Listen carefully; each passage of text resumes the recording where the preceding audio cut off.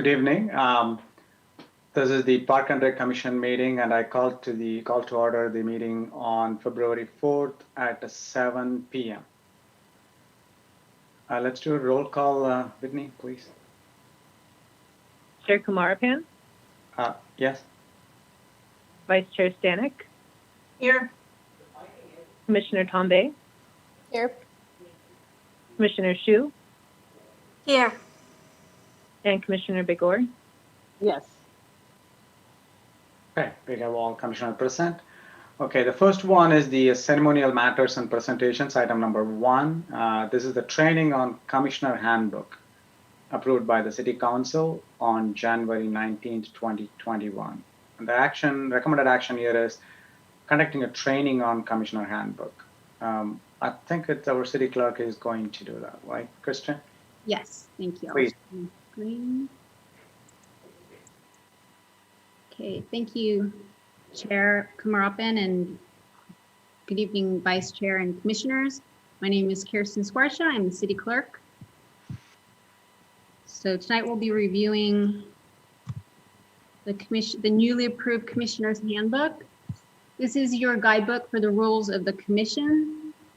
Tonight's presentation focuses on the essentials, but I strongly encourage you to read the entire handbook, which has been thoughtfully reduced to 13 pages. And all items presented this evening are contained in the handbook. So this is the City of Cupertino's organizational chart. Citizens elect the council. The council appoints the advisory commissions. The city manager reports to the city council, and city staff reports to the city manager. This is known as a city manager, city council form of government, where the city council sets the policy and vision. The city manager implements policy and directs day-to-day citywide administrative operations and staff. And city staff has 2 primary roles: to develop policy alternatives, make professional recommendations, and to implement council direction. Commissions serve as advisors to council and make recommendations in their capacity within the municipal code. The purpose of the Parks and Rec Commission includes, and I'm going to hit the highlights here, to hold hearings on the planning and development of parks, cultural activities, historical resources, recreation, community services, and capital expenditures related to community activities and facilities, as well as report their decisions and recommendations to council. Also consider programs, activities, resources, plans, and development designed to provide for, regulate, and direct the future growth and development of community activities, parks and a recreation system in order to secure the city and its inhabitants better service. This also includes future acquisition of park sites, the extension of parks, recreation system, and community activities to outlying areas of the city, all in cooperation with the Parks and Recreation Director, as well as consider cultural activities and historical preservation. So the city code contains the full scope of the commission powers and duties. The commission attendance policy is slightly rigid in order to ensure a quorum and to be able to conduct city business. If you miss more than 25% of the regular meetings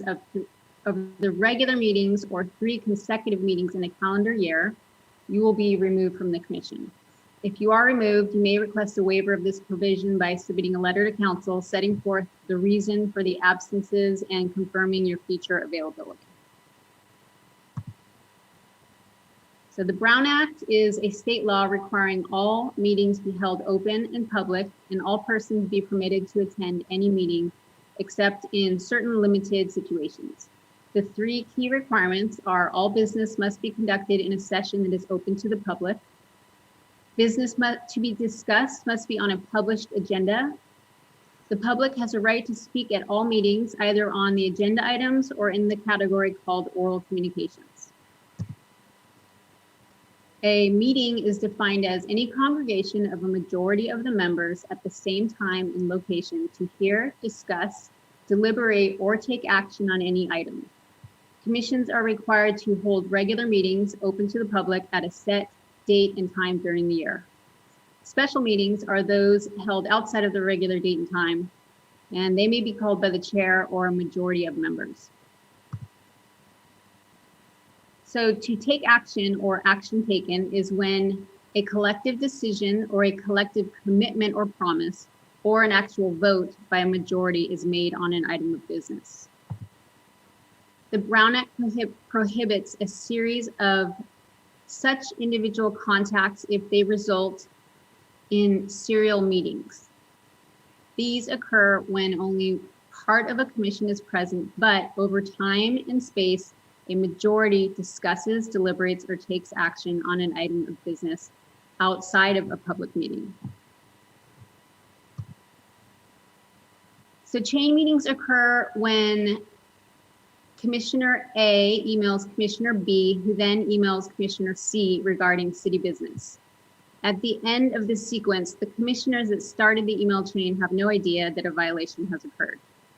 A wagging wheel or hub and spoke meeting is when Commissioner A is the hub and pushes out information to the other commissioners B, C, and D, or the spokes.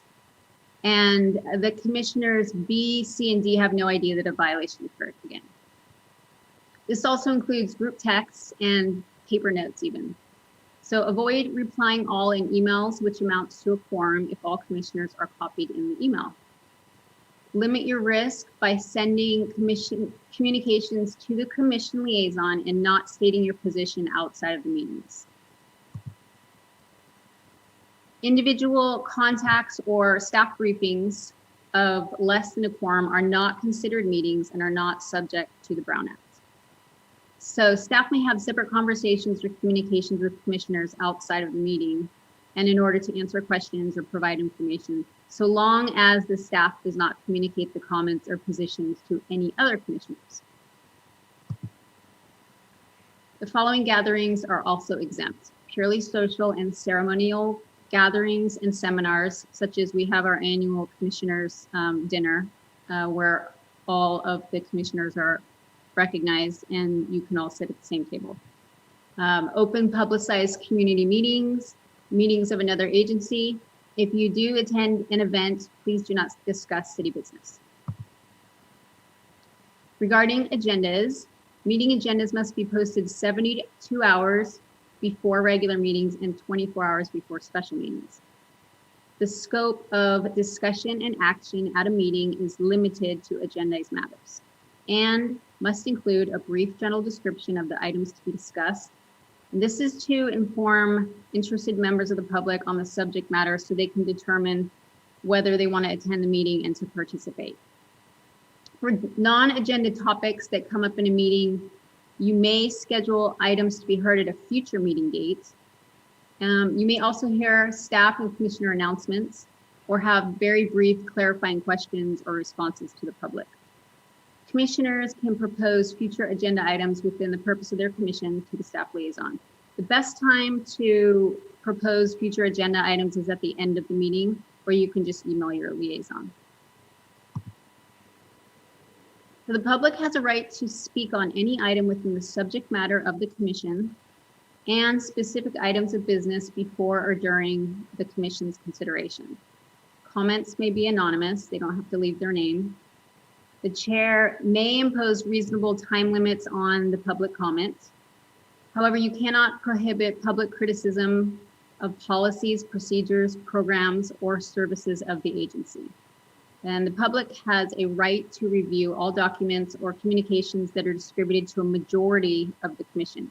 These are also referred to as written communications. The Political Reform Act is another state law ensuring disclosure and accountability of public officials. The Fair Political Practices Commission, or FPPC, oversees governmental ethics in California. It requires an official who makes or influences governmental decisions to submit a statement of economic interest for Form 700. You're all aware of this. You've all had to file this annually. But this serves as a reminder of potential conflicts of interest so that an official can abstain from making or participating in governmental decisions if it's so deemed a conflict of interest. The Form 700 is due within 30 days of assuming office and annually thereafter.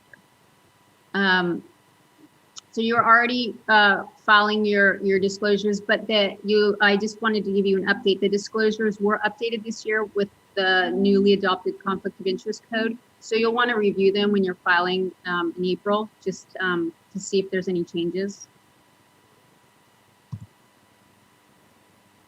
And Rosenberg's Rules of Order, as you know, this is the parliamentary procedure that commissions are following when running meetings. These rules outline establishing order at meetings, how motions are made, and how the chair runs the meeting. So the meeting is governed by the agenda. Each agenda item can be handled by the chair in the following basic format. First, the chair announces the agenda item by reading the subject and recommended action, invites the staff report if there is one. Members may then ask technical or clarifying questions of the report. The chair opens the public comment period for members of the public to speak on the item. The chair then invites a motion and a second. If everyone's clear on the motion that's on the table, the body then deliberates or discusses, and a vote is taken and the vote result is announced. The city has one city work program established by the city council, and commissions work on a subset that is approved by the council. The work program guides the work of the city during the year. Commissioners provide suggestions related to their purpose in November, December timeframe for potential inclusion in the city's work program. So the Cupertino ethics policy was adopted by council to promote public confidence in the integrity of local government. It contains provisions of the professional and personal conduct of members. Please read it. It is linked in the handbook. We have a new requirement for commissioners. They must take an ethics course every 2 years as required by state law. This is the same requirement that the planning commissioners and the council members have already been satisfying. So you'll receive further instruction on how to satisfy this requirement, including an online self-study option, as well as a webinar training that's being provided by our city attorney's office. I recommend the expert-led training by our city attorney, and you'll be able to ask questions on many of the topics that we're reviewing tonight. So you all have your assigned city email address. All commissioners are assigned a mandatory city email address when they're appointed. So as a reminder, please adhere to the netiquette or the network etiquette guidelines. Use your city email to only conduct city business as a commissioner, and do not forward or reply to a city email from your personal email address. If you do, those emails might be subject to a Public Records Act request. And that concludes my presentation. And you may email the city clerk's office with any questions on tonight's presentation, or you can reserve them for the city attorney's training that you'll hopefully attend. Thank you. Thank you, City Clerk Kristen. That's great. And I assume that there is a link in the first slide which goes the latest handbook, which we can download it, correct? For the handbook? Yeah, for the handbook. There's a link in, which link? No, I think there was a link in the first slide. Maybe I just, maybe looking at it, where do we download it and review it? And if it's already sent. Well, so the handbook is linked in the agenda. It's also on the commission's main Perfect. page. And then all of these topics are linked, or they're actually in the content directly of the handbook. Awesome. Thank you. Yes, you bet. So let's go for any clarifying questions from the commissioners on this particular presentation. Okay, Commissioner Tombe. Sorry, Kirsten, did you want us to just email you our questions, or is it okay to ask it here? So just in the in deference to your time tonight, I think it might be quicker if you, or I could give you a more thorough explanation if you just sent me an email. Okay, cool. Thanks. Thank you. Yeah, any questions at all at a high level? I do have one question, but I'm just waiting for other commissioners to see is there anything. Okay, I don't see anything. So in the one of the discussions, for example, this kind of where there is no motion required, I think in the Rosenberg rule, I think it says that you need to have a motion and then vote all of them. If there is no, we can skip those lines, right? Explicitly. Yes, Okay. they're not always applicable. Excellent. So Yeah. there isn't always a hearing, only if somebody raises their hand to comment. If there isn't a staff report, you don't have to review the staff report. Yeah. And not all items require a motion. Motion. Yeah. Okay. Thank you. Now, as per that, I think I would like to go for any public comment. And I see I have one attendee there. That's our council member. Wei. No. Okay. No question. Excellent. Since there's no motion on this one, is there any discussion needed by the commissioners here? I just want to open up. Is there any? Okay. None. Okay. That's fantastic.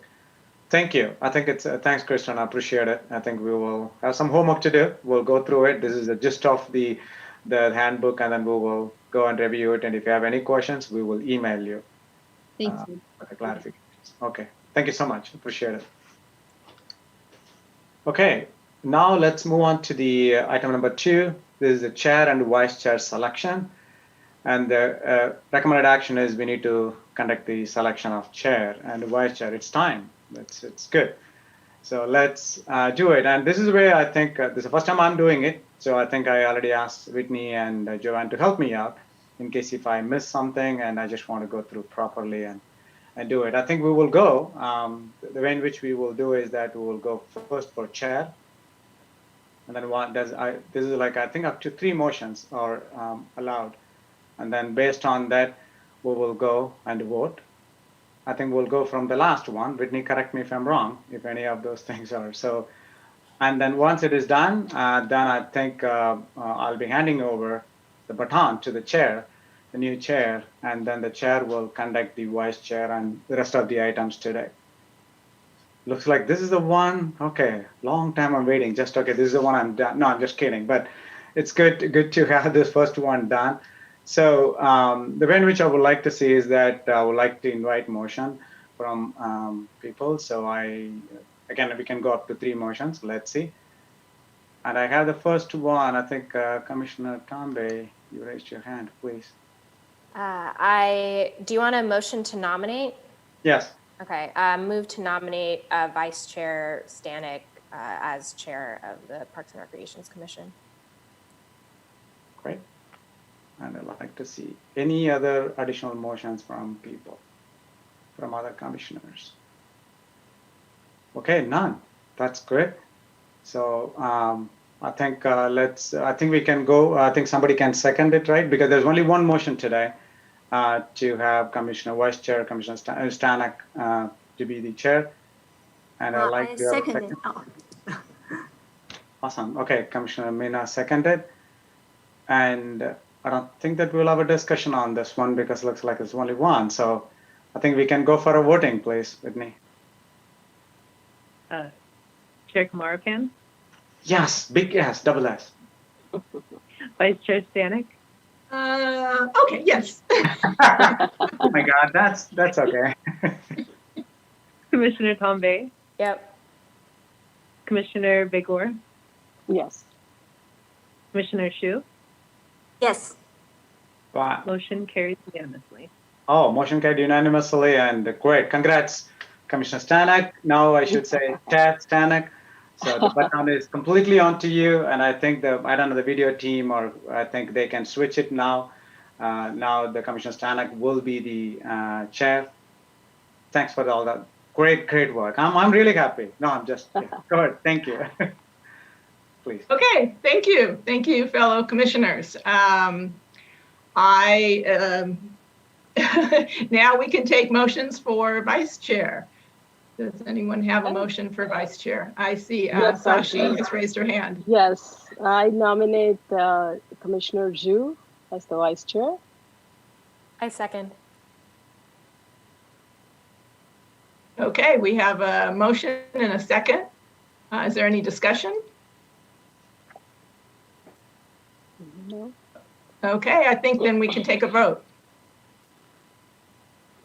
Chair Stanek, Yes. Commissioner Kumarapan, Commissioner Tombe, Absolutely. Commissioner Bigor, Yes, yes. and Commissioner Shu. Yes. Motion carries unanimously. Yay, congratulations. Um, Y'all are fast with the name changes.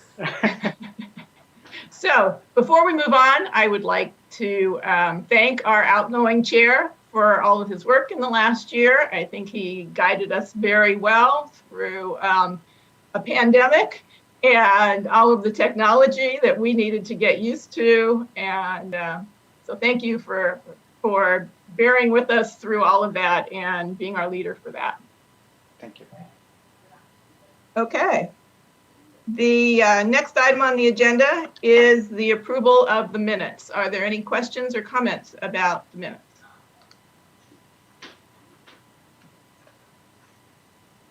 I don't see any hands raised. Would someone like to make a motion about the minutes? Commissioner Bigor? I make a motion to accept the minutes, approve the minutes. Do I have a second? I second it. Okay. Is there any discussion about the motion? Let's take a vote. Chair Stanek, Yes. Vice Chair Shu, Yes. Commissioner Kumarapan, Yes. Commissioner Tombe, and Commissioner Yes. Bigor. Yes. Motion carries unanimously. Okay, great, thank you. I'd like to request that everyone, when you are voting, to actually verbalize your yes or your no and not just a thumbs up, so that we have that in our audio. So thank you. Moving on. Next are postponements, of which I don't see any. And next after that are oral communications. So let me see if we have any oral communications from anyone in the audience who would like to comment on something that is not on the agenda. Now is the time to raise your hand and ask to be recognized.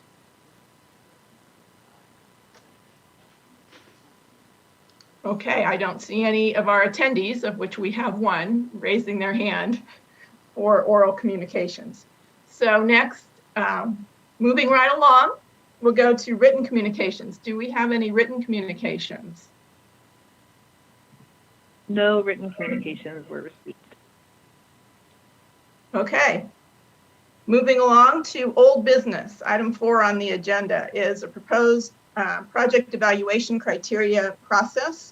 The recommended action is to review and approve the proposed project evaluation criteria and process. And I believe our staff will be presenting this. Yes, I think that Whitney is prepared to show you what notes we took down and make sure that it was accurately reflected. And so she'll run through that for you.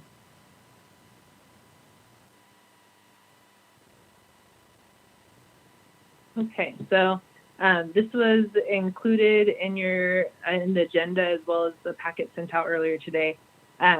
We just kind of took all the different notes that you guys had provided for each section, and we just wanted you to do a quick review and let us know if it accurately reflects the criteria that you guys had proposed. This specific document does have one small change from what was published. I did put in there a suggestion for where the calendar that you proposed might be published, and we were proposing it might be appropriate to put it in the future agenda setting calendar, because that is both available to the public and something that staff accesses and updates regularly. There isn't currently another kind of public calendar available at the time, so we're welcome to your feedback on that as well.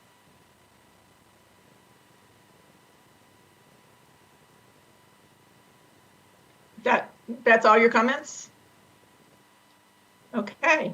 do we have any questions about what's been written up about our feedback? I don't see any hands. You must have written it down very well and captured everything. So if there's no additional feedback, I guess we can say that this is. Sorry. Yes. I do have a quick question. Okay. With the calendar, I think it makes total sense to include it in the work plan. It's just if there is a change in timeline, it just needs to be something that other people can see. So I just don't know how that would work if it only is attached to the agenda. So I guess my proposal is I'm thinking if commissioners note that the timeline, the due date is going to be, the 1st, and then we end up having our meeting, the public would be noticed that 72 hours or 24 hours, depending on the type of meeting prior to know that, oh, I see that that this is now the new deadline.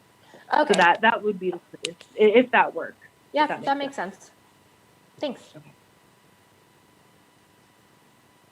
Anyone else have any additional questions or comments? Okay, well, thank you for presenting that, and we will have this in our, I guess, our policies and procedures somewhere noted so that we know how to handle these things going forward. The next item on the agenda is item number 5, subject review and provide feedback on the new community gardens guidelines. And the recommended action is to review and provide feedback on the new community gardens guidelines. So, staff report. Yes, so Jeff Ordway is here, a recreational coordinator, and he will be providing the update tonight on the guidelines. Great, thank you, Joanne. Hello, Commission. I am back with some more fun information to share with you regarding the community guidelines. I'm going to begin my PowerPoint presentation now. Give you just one moment to get it my screen shared with all of you.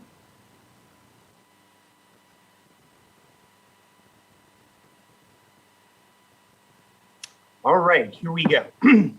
So tonight we're going to we will be reviewing the new community garden guidelines to govern our new garden that is currently under construction at McClellan Ranch. The agenda for tonight's presentation will review the purpose and goals of our guidelines. We'll do a quick review of what I spoke to you last time about in November regarding the eligibility to select a garden plot, the selection criteria, and then the fees. We will review the Santa Clara County Healthy Cities program, which has some implications for our community garden. The gardener and city responsibilities that show what gardeners are responsible for and what the city is responsible for. Review our organic gardening and how it will be implemented in the community garden. We will also talk about animals and pests. We have a lot of fun critters out at McClellan Ranch, as we recently learned with one visiting the 4-H. We'll review the code of conduct, enforcement, notification, and penalties, just to help us make sure everyone is following the rules, the appeals process, and then our recommended actions and any questions you might have. To get started, the purpose of the community garden is to be a beautiful, safe, and peaceful refuge for Cupertino residents amid the fast-paced life of Silicon Valley. Our goals are to create a welcoming, attractive, and secure place where residents can experience the benefits of organic gardening and strengthen community bonds. It's also to promote healthy living through access to healthy food, low impact exercise, and social interaction opportunities, and to provide education to residents about safe gardening practices that are necessary in a nature preserve or a community park, or even right in your own backyard at home. Just to review the eligibility and selection process, The garden is open to any Cupertino resident who would like to garden. They will have to provide 2 forms of identification in order to verify that residency. When we initially open the garden, priority will first be given to those who were active gardeners at the time the garden was closed. And then it will go to residents who are on the existing waiting list that have been waiting several years for it. Once we've cleared those 2 categories, future waiting lists will give priority to those living in high density housing. High density is defined using the definition from our general plan. Okay, fees for the community garden are $110 annually, which represents $1.31 per square foot. And then there is a $150 refundable deposit, refundable at the end of your garden agreement if the garden bed is returned in good condition. Okay, this does represent a 40% cost recovery with that $110 fee. And that's based on staffing costs, water use, supplies, and administrative costs. Okay. One thing that the commission was interested in last time and brought up were discounted fees for residents. And one thing we've learned since we were last presented to you is the City of Cupertino is a participant in the Santa Clara County Healthy Cities program. And this has several criteria to help promote health among residents throughout Santa Clara County. And one of those criteria does affect community gardens.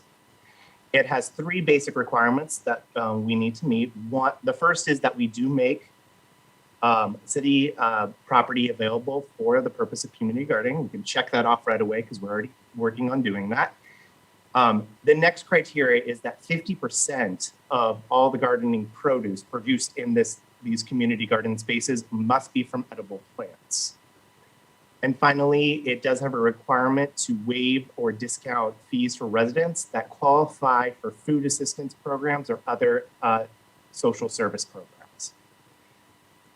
With that in mind, we have developed a discounted fee for residents who would qualify being on a food assistance program. The annual fee for this would be $55, and this represents a 20% cost recovery. We used a percentage of cost recovery as our criteria to develop this discount. So we could essentially compare apples to apples. We used that 40% cost recovery to develop the normal fee. And this gives us a way to make it easy to compare the normal fee to the discount fee. Along with that, we also used kind of the same percentage to discount the refundable deposit. This will help cover a portion of the cost to return a garden bed to its original condition or replace any damaged materials that were damaged beyond normal wear and tear. This will be limited to no more than 5 residents at one time.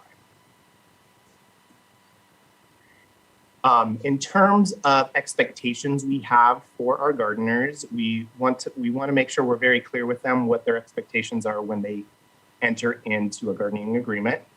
So the first is they must follow all of the community garden guidelines, everything written in this document, all the rules we expect them to follow. They must complete our Community Garden 101 class. This is something we've learned and gleaned from our analysis of best practices amongst gardens in Santa Clara County, that when they provide a class which essentially goes over and reviews all the rules, regulations, policies, procedures, everything in the guidelines, and the basics of gardening, it really helps set up residents to be successful with their gardening endeavors. Attend any mandatory meetings we have. We want to make sure that we don't want to just have meetings for the sake of meetings. We're going to have meetings, hopefully 1 a year and more if necessary, to communicate to gardeners, to make sure everyone is on the same page and to mitigate any issues that could happen before they do. And then we will be having volunteer hours. We are estimating we're going to start with 10 volunteer hours per year. These will be specifically volunteer hours in the community garden, where we're expecting our gardeners to participate. And this will be general like cleanup and maintenance of the gardens and weeding. Also making sure having a presence in the garden when members of the public are in there. And finally, actively tending and maintaining their crops. If someone does have a garden bed, we want to make sure that they are actively using it and it's not going to waste.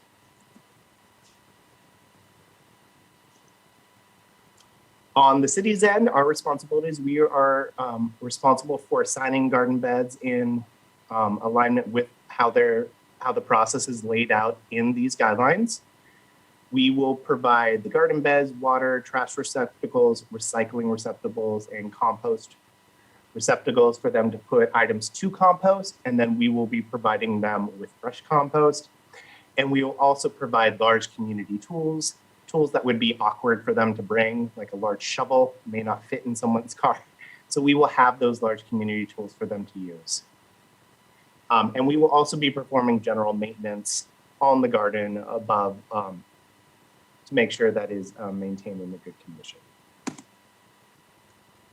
Right. Now we're going to talk about organic gardening. These were kind of developed in collaboration with the Master Gardeners program.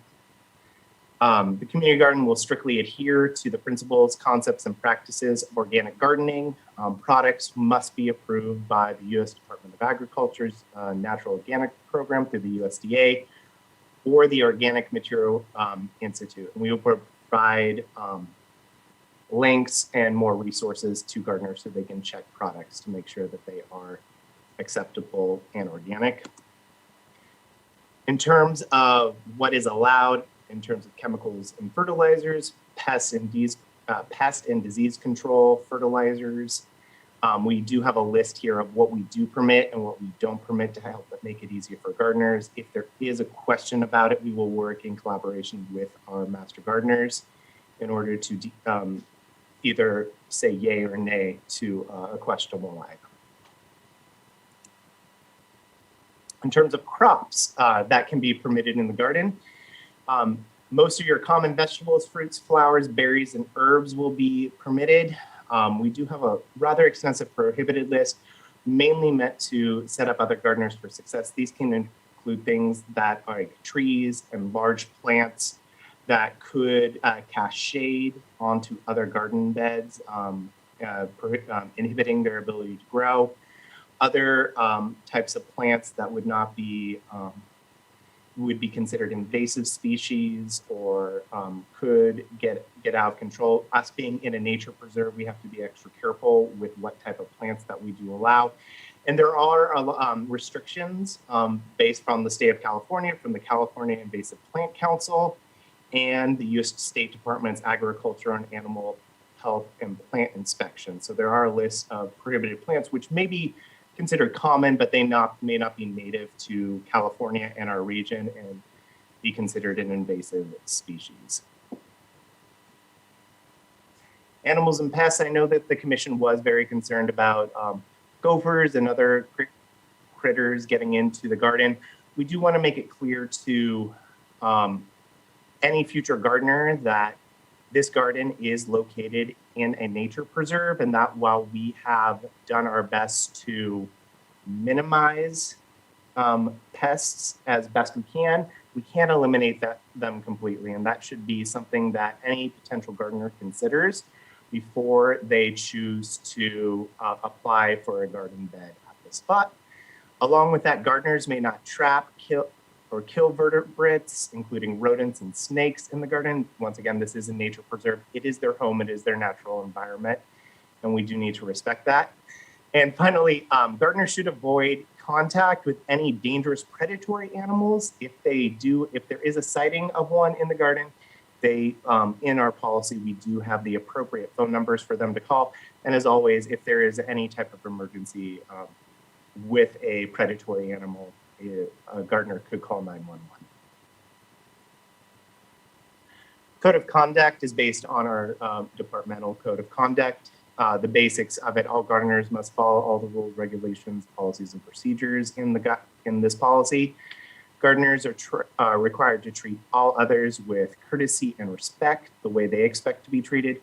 And gardeners must respect others' privacy, personal belongings, equipment, supplies, and crops. We're in a shared space with a lot of shared property, and gardeners are expected to respect others' property just as they would expect others to respect theirs. Enforcement. So city staff will make periodic and random inspections of the community garden, and their good faith judgment will be sufficient to enforce a violation of the community garden guidelines. Any type of enforcement will be discussed beyond just one staff member.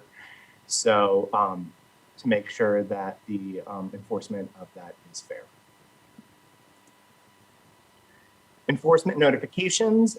If there is a violation of the policy, notification will first be sent by postal mail and email to that gardener. And that notification will give them 15 days to take corrective action and bring their garden bed into compliance. If after 15 days, the garden bed is still out of compliance, the gardener will receive another notification. This will be sent by certified mail and email, and they will have 15 more days to take any corrective action as necessary. In terms of penalties, gardeners will forfeit their garden bed and all associated fees with no refund if they fail to comply and rectify any violation. Or if we do have a perpetual violator, if there is more than 3 separate notifications within a period of 1 year, they will also forfeit their garden bed and all associated fees with no refund. There is an appeals process. Gardeners may appeal a termination to the Director of Parks and Recreation, and they can send this notification must be in writing, and they can send it either by postal mail or by email. All right, that concludes my presentation for you tonight. I'm happy to answer any questions you might have. That our recommended action for you is to review and provide feedback on the new community garden guidelines. Thank you, Jeff. That was very complete. I see that we have some hands up. I'm going to call on Commissioner Begor first. Okay, so I do have a few clarifying questions, and I think it's because I might not have picked up the detail. With regard to the cost, I think you've broken that down to, you said, providing them the bed. I mean, the cost of 110 is because you're providing the bed, the water, admin, and what was the fourth breakdown, Jeff? Staffing costs. So how does admin differ from staffing? Admin is more of like our bank charges, the cost of our software system and payment processing.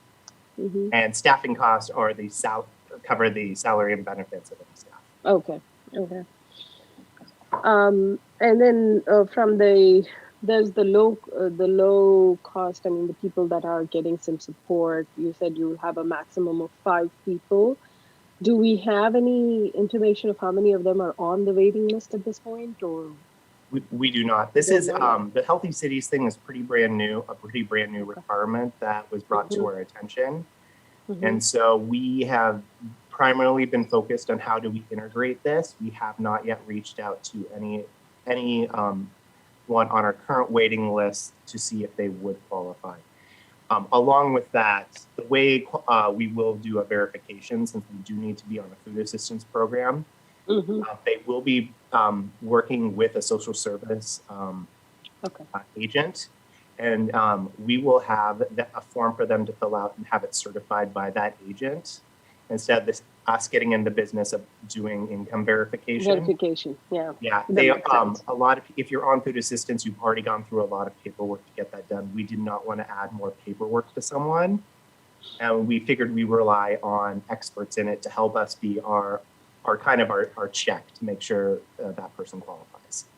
Awesome. You answered my next question as well, so that's fantastic. I have a couple more questions, and then I'll turn it on to the next person. You said they have to attend the training, and there is a mandatory meeting. What happens? I know it's only one a year, but somebody could fall sick that day. What happens? Yeah, we understand that life happens, mm-hmm. and you never know. So if someone can attend, we will have an expectation that they communicate with us why they're unable to attend. Mm-hmm. And we will have some methodology for them to make that up or provide the information to them. Okay. Then there was one comment on voluntary hours. You said part of what they do is to be there when members of public are there. Can you explain that? I didn't understand. Yeah, the community garden will be gate controlled with a security lock. Council has expressed a desire that members of the public have access. We're still working out what exactly that will look like, but one thing to kind of help with security of that, to make sure members of the public aren't taking crops or causing any damage, would be to have a volunteer in there to kind of share, be the eyes and ears of the garden, but also just share their experience of gardening, kind of help be ambassadors for the community garden. Okay. And then I guess the last question, just from my understanding, how are you going to enforce the organic gardening? That is a good question. That is a good question. We will work in collaboration with our master gardeners. They are more experts in the process of organic gardening. And if their staff does have any questions or is in doubt about materials that they see out there that are could be a question of their organic, we will work in collaboration with them to investigate and come to a conclusion as to if it is or is not. And we, along with in community gardens, we found from working with and talking with other cities that do it, gardeners are very good about self-policing themselves and their neighbors. If they see something inappropriate, they will most likely report it, and will kind of help be our eyes and ears out there.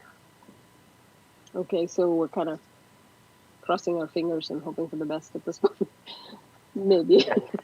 Yeah, it's impossible to have a 24-hour surveillance of everything in the community garden. We're really working on community collaboration to really be the as I said, the eyes and ears out there to help us identify any potential problems.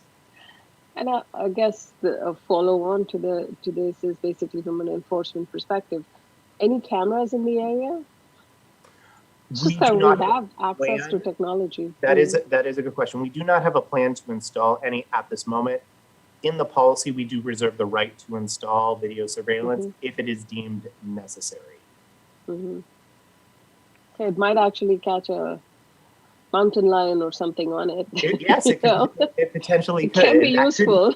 That could be one of the reasons that we do decide to install cameras, is to potentially monitor any potential wildlife that is in the garden or maybe potentially causing problems. Close to, yeah. Okay, all right, that's it. I'll turn it over to whoever has questions next. Okay, thank you. Next up is Commissioner Tombe. Awesome. So I have a bunch of comments, but I will hold off on those. For the volunteer hours, I noted that they were mostly during the workday. Are there any alternatives for people who have jobs, or if it's a low-income person who works, is there any alternative for them to complete their volunteer hours that aren't necessarily within a workday? Oh yeah, we haven't set firm times of when volunteer hours will happen, and we do it like we all have day jobs that we work, and we don't expect our community gardeners don't. So we will make sure that there are ample opportunities on weekends and evening hours for those to complete their volunteer requirements. Okay, yeah, I just remember seeing in here, and I'm like, oh, I have the thing open. I'm just trying to, it's one of the bullet points. I wish I'd written it down when I was making my notes. But that says like during the work day, which is why I was, sorry, I can't remember where I saw it. But if I figure it out, I will let you know again. Yeah, if you are able to let me know what that specific bullet point is, I can let you know, and we can make sure it's more clear about that. Awesome. And then if somebody is removed from the garden, do they just get placed at the end of the wait list? Should they be like, no, I really want to do this? If we do remove someone from the community garden, they would not be able to join the wait list for a period of 3 years. After that 3-year period, they could rejoin. If for some reason they are removed for a safety violation or a threat to someone else, they would receive a permanent ban from the community garden. Got it. Okay. Okay, great. And then the last question is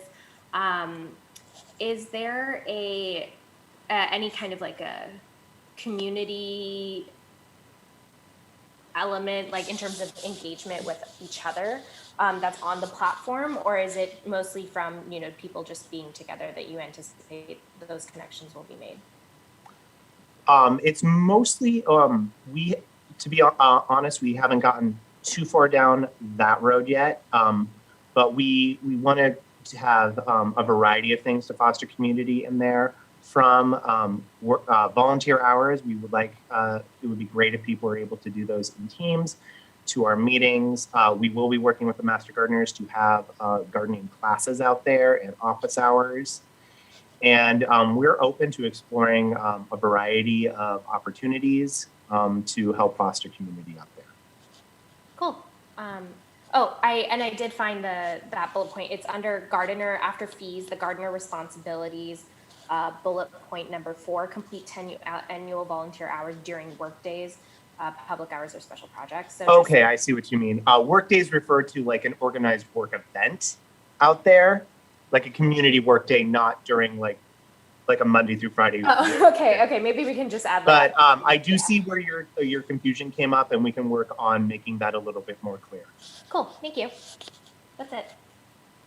Okay, great. Next up with clarifying question is Commissioner Gopal. Excellent. Okay, thank you. This may be like, I don't know much about the herbs and stuff, so I just wanted to have a question on the crops, and because I was just reading through it on my interest.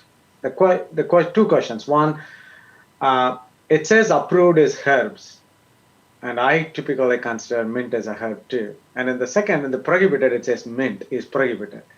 I was thinking about it because it says herbs allowed, and then the prohibited mint of any variety is. So I just wanted to put that. Is it that specifically called out? Is there a reason? We were really trying. We didn't want to, with the common types of like herbs out there, we were really referring to them. We didn't want to have to list every single type of herb out there to make it more confusing for people. It was easier for us to say no to something, yes to all these. So we kind of handle that in the no category.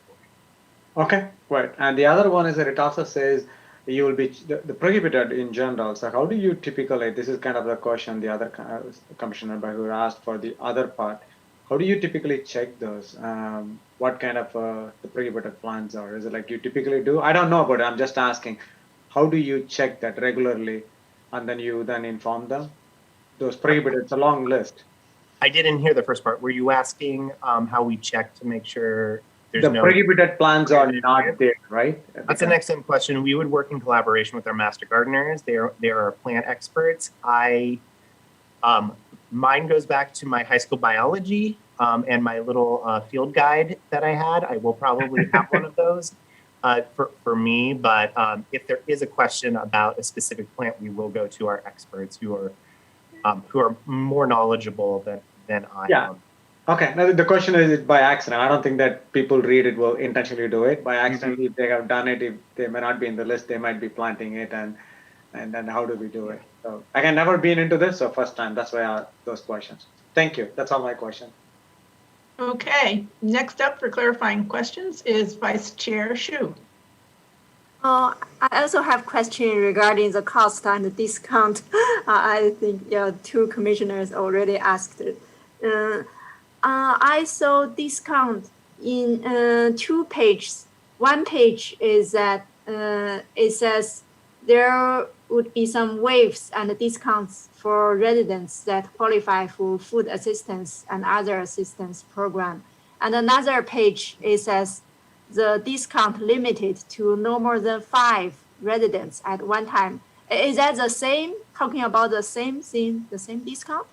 Yes, that is correct. That's referring to the discount required by Santa Clara County Healthy Cities program, where we provide that discount for people on food assistance.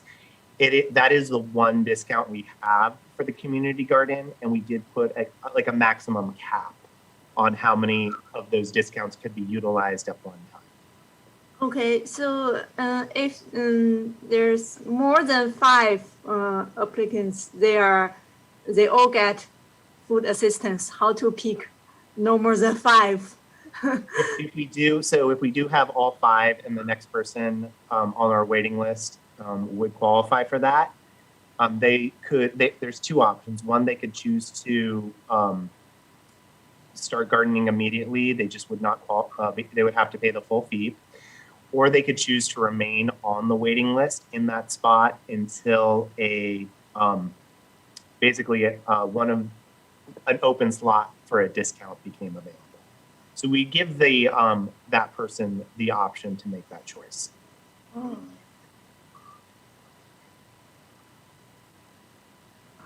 Oh, great. Okay, thank you. So the questions have been great. So I've been checking off the questions that I had that you've already asked. So thank you for that. Just wanted to clarify on the priority to high density. Does that mean that they go to the top of the list? How is that managed? That would be correct. So when they join the waiting list, we'll have a question that they answer for yay or nay. If they believe they live in high density, and then they go up to the top of the list. And then we verify that through our GIS system to see if it meets the high density definition as defined by the general plan. Okay, great. And one of the requirements is that they meet required standards. And I wasn't sure, is that just the things that are listed as the kind of plants? And I didn't quite understand, is that spelled out somewhere? What are required standards? Yeah, thank you for that. The standards we're talking about is everything that follows it in the community garden guidelines in terms of planting the correct, planting only allowed crops, making sure your bed is actively tended. So those are the standards as which we are referring. But that's one of those pieces of language we can look at and try and make a little more clear. Okay, and lastly, it said the primary gardener must complete 75% of the gardening work. And so I was wondering, is that also true of the volunteer hours? And that seems to be a difficult one to enforce as well. So I wanted your comments on that. Yeah, the purpose of this policy, and we've since we published this, we've actually spoken with another city staff member, and 75% of the garden work needs to be completed by the household. Okay. The primary gardener's household that's there. The intent of this is to try and mitigate an issue that was happening in the previous garden, and we've learned from neighboring gardens that can sometimes happen.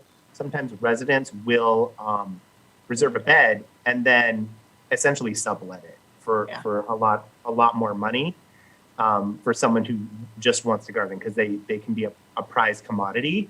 It's kind of like what can happen with like season tickets to very desirable sports teams where someone's on the paperwork, but they aren't actually the person gardening. So we want to make sure that the person who is on the paperwork is the one actively out there and gardening. And so that was the intent of that. Since speaking with Katie Nomura in the city manager's office, we realized that we could probably word that a little more easily for a household to do it and reach the intent of what we're trying to do without sounding too mean about it. No, that makes perfect sense. I much prefer household. That makes a lot more sense to me. And that gets to the intent of what you're doing. So that makes a lot of sense to me. So thank you for that. Are there any more clarifying questions before we go to public comment on this? Okay, not seeing any. I will see if our one attendee would like to comment on this. And I don't see our one attendee raising their hand. So I will bring it back to discussion. If anyone would like to raise their hand for discussion on this. And we have lots of people looking for discussion. First one on the list is Commissioner Tombe. Awesome, thank you. First, I just wanted to say thanks. You guys have done a fantastic job. I know this has definitely been a process, and you guys really, you all really did a great job starting this from the ground up. I know before when we were talking about the challenges with our previous garden, we didn't have those policies in place. This is very clear, very thorough. So just a big shout out, Jeff, to you and the team as well, because this is really awesome. A couple of the things that I wanted to flag. So the 75% gardener, which we talked about, volunteer hours, which we talked about already, waitlist, which, okay. The Santa Clara County, what is it called? The Healthy Cities? It's the Santa Clara County Healthy Cities Program. Santa Clara County Healthy Cities Program. Is there a way, similar to how we have prioritized people who live in high density housing, AKA don't like have backyards and stuff, is there a way to prioritize these folks as well? I don't anticipate that the demand will be very, very high, and we're also limiting the discount to only 5 gardeners in that category, so it won't, it's kind of already capped. But just the reason is if they're financially, struggling, then giving them access to creating their own food system is really important and can be a big health benefit. And I think if they're living in the city of Cupertino and there are residents and they're struggling, this is a really great thing that we can provide. And again, it's only going to be 5 people that would be able to utilize this because that's the cap that we've set, which I think is perfectly reasonable. So that would be something really great to see. And then, so that point, and then the other thing is, I'm really excited by this. I think we're going to have an awesome community of gardeners, and so I would really like to see a trusted community first approach. We can have our backup plans for misbehavior, but I really would like to give Cupertino citizens the benefit of the doubt. So as we make our policies and we continue to adapt to various needs that might arise, I really would like to kind of what we have here, which is a trust first mentality. And I would like for that to remain as we continue to grow the program. And then if and when problems arise, we can modify. But I really like how we have it set up, which is a trusted community first approach. So thank you for setting it up that way. And I would really love to see that continue as well.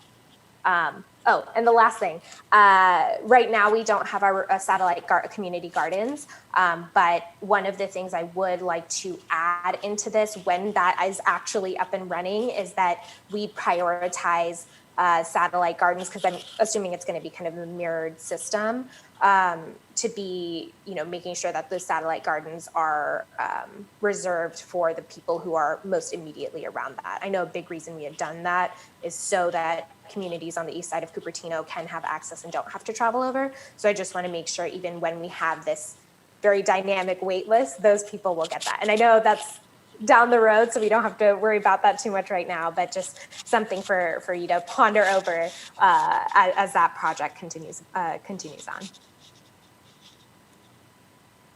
Okay, thank you. Next up, Commissioner Begor.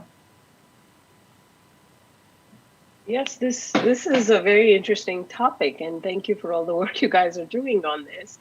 The thought process that you have with regard to the master gardeners classes that you're going to have, can that be open to the public as well? There are so many avid gardeners within Cupertino that I think it would be a nice benefit for everybody to say, hey, if you want to hear, you have your own patch, you don't have to be part of this, but it would be an interesting thing. And especially for those that are on the wait list.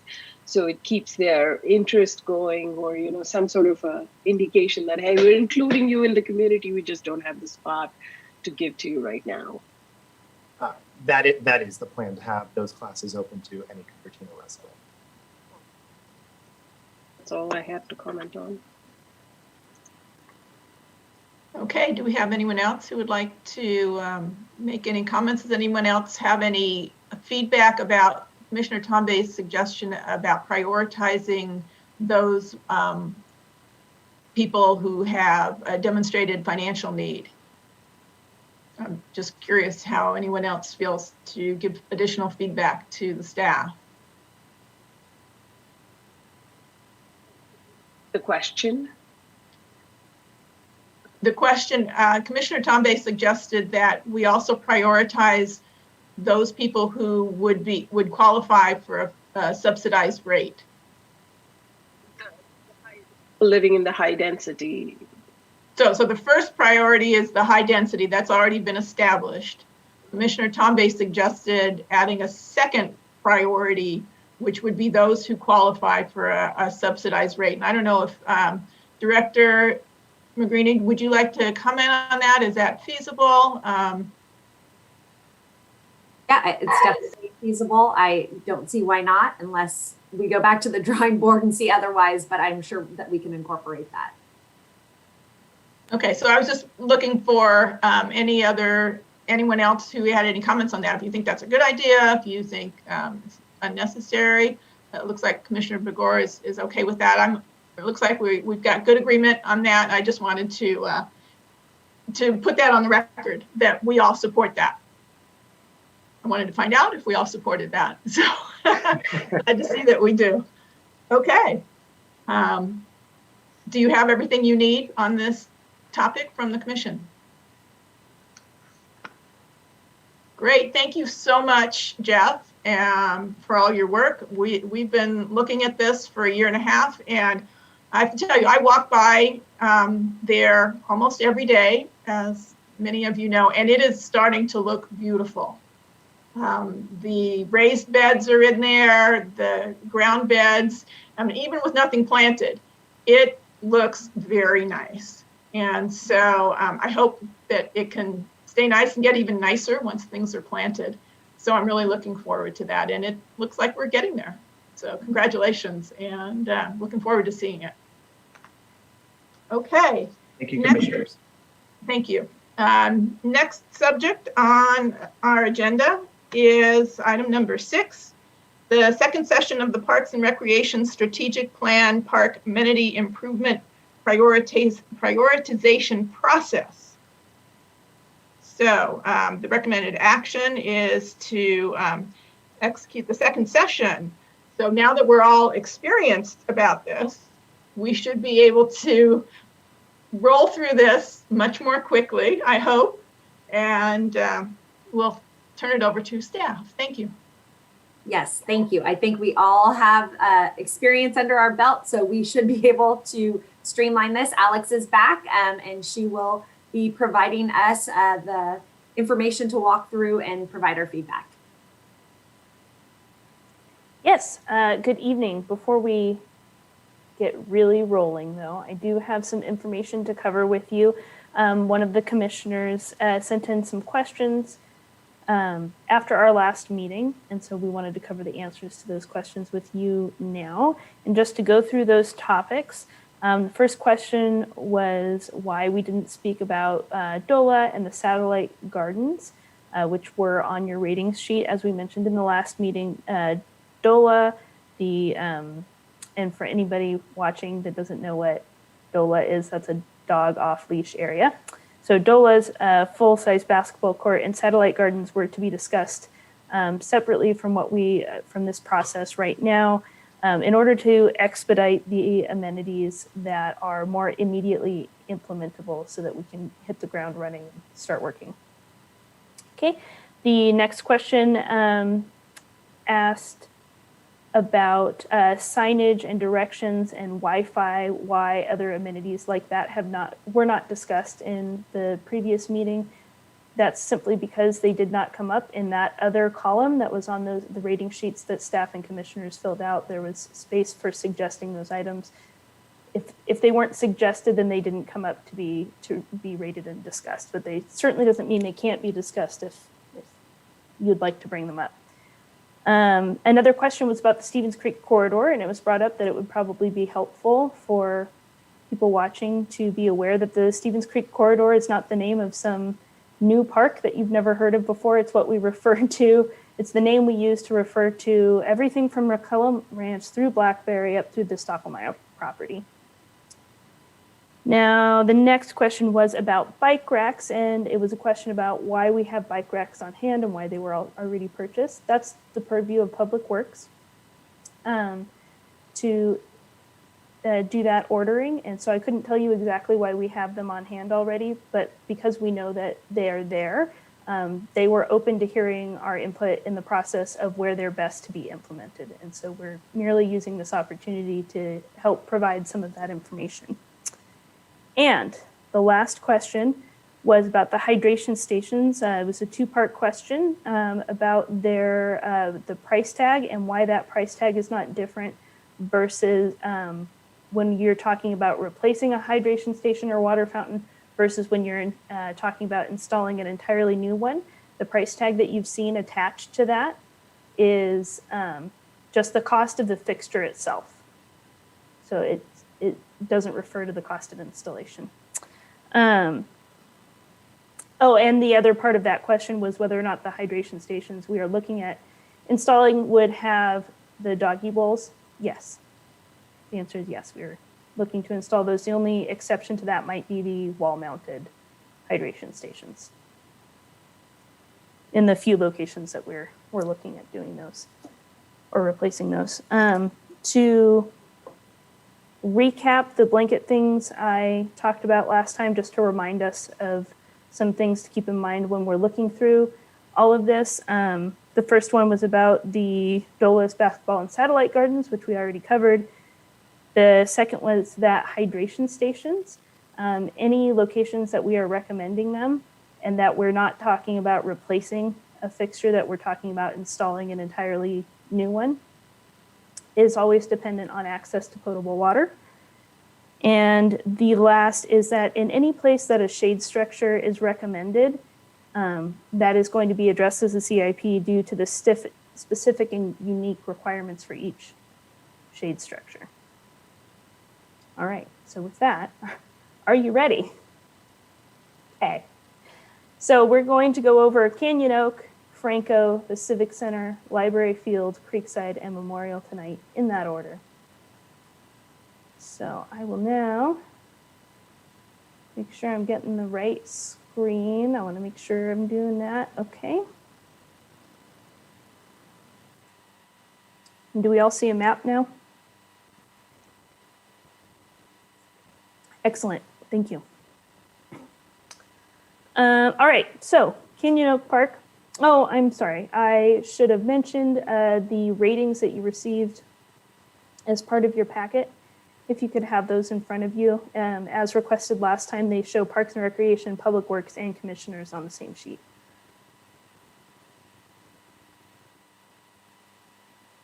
Okay, here we go. So pickleball striping, as you can imagine, did not need to be discussed at this park. So we don't have a recommendation. There's no tennis court here.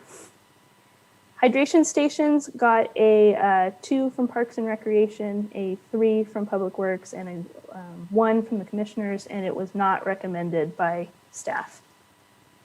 How does that sound to our? That sounds reasonable. Yeah. All right, if you'll bear with me for just a moment here. For some reason, a couple of you commissioners are off my screen, and I want to try to bring you back so I can see you when you're giving me a signal. So just, okay, there we go. Now you're all there.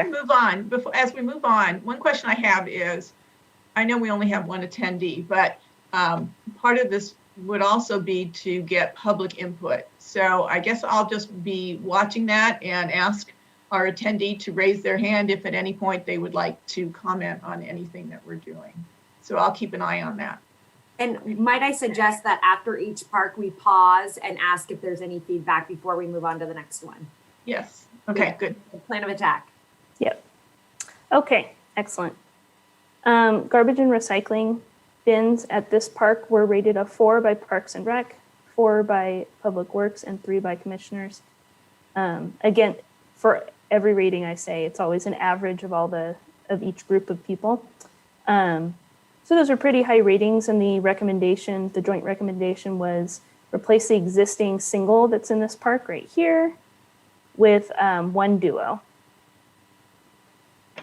How are we about that? Can we see thumbs up or down on that from commissioners? They're still looking Yeah. very studiously. If you'd like me to, woo, There you that's a go. lot of zoom. Get these out of the way. There. That's all the relevant. Okay, bits can we for see thumbs up or down on that from everybody? Yes, good, Looks good. good, thank you, okay. Benches and picnic tables got a 1 from Parks and Recreation, a 4 from Public Works, and a 1 from the commissioners. And I believe that high rating from Public Works was more meant to indicate that they wanted to rearrange the benches at the park, not necessarily install new ones. So they want to move the bench at the south corner further north.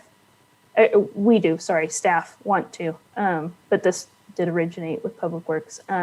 They want to remove one of these in the north corner and the 2 in the center, and reuse them over at Little Rancho, whose benches are already older than the park is, and they want to update them and reuse them that way.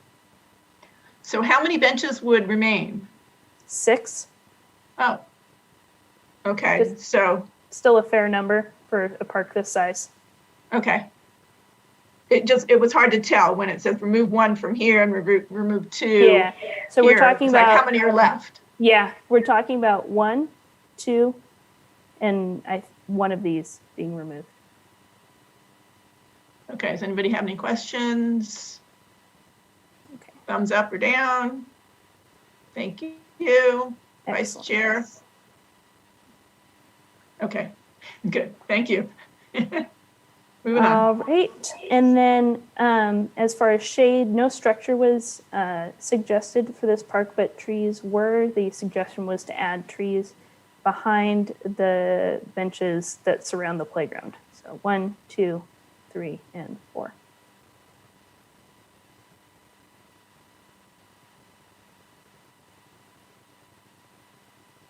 that sound reasonable?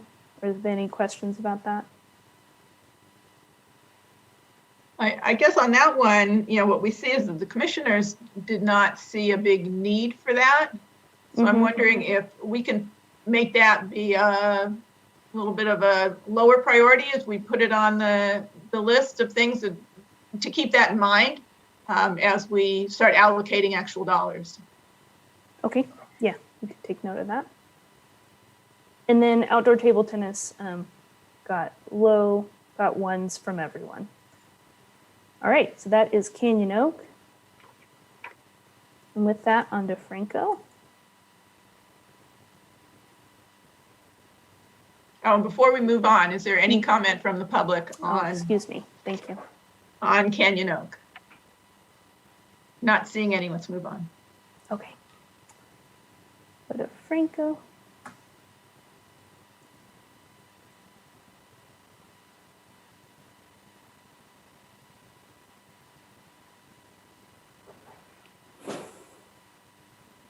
Really likes to,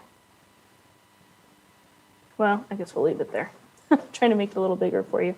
For pickleball striping, there was a rating of 1 across the board.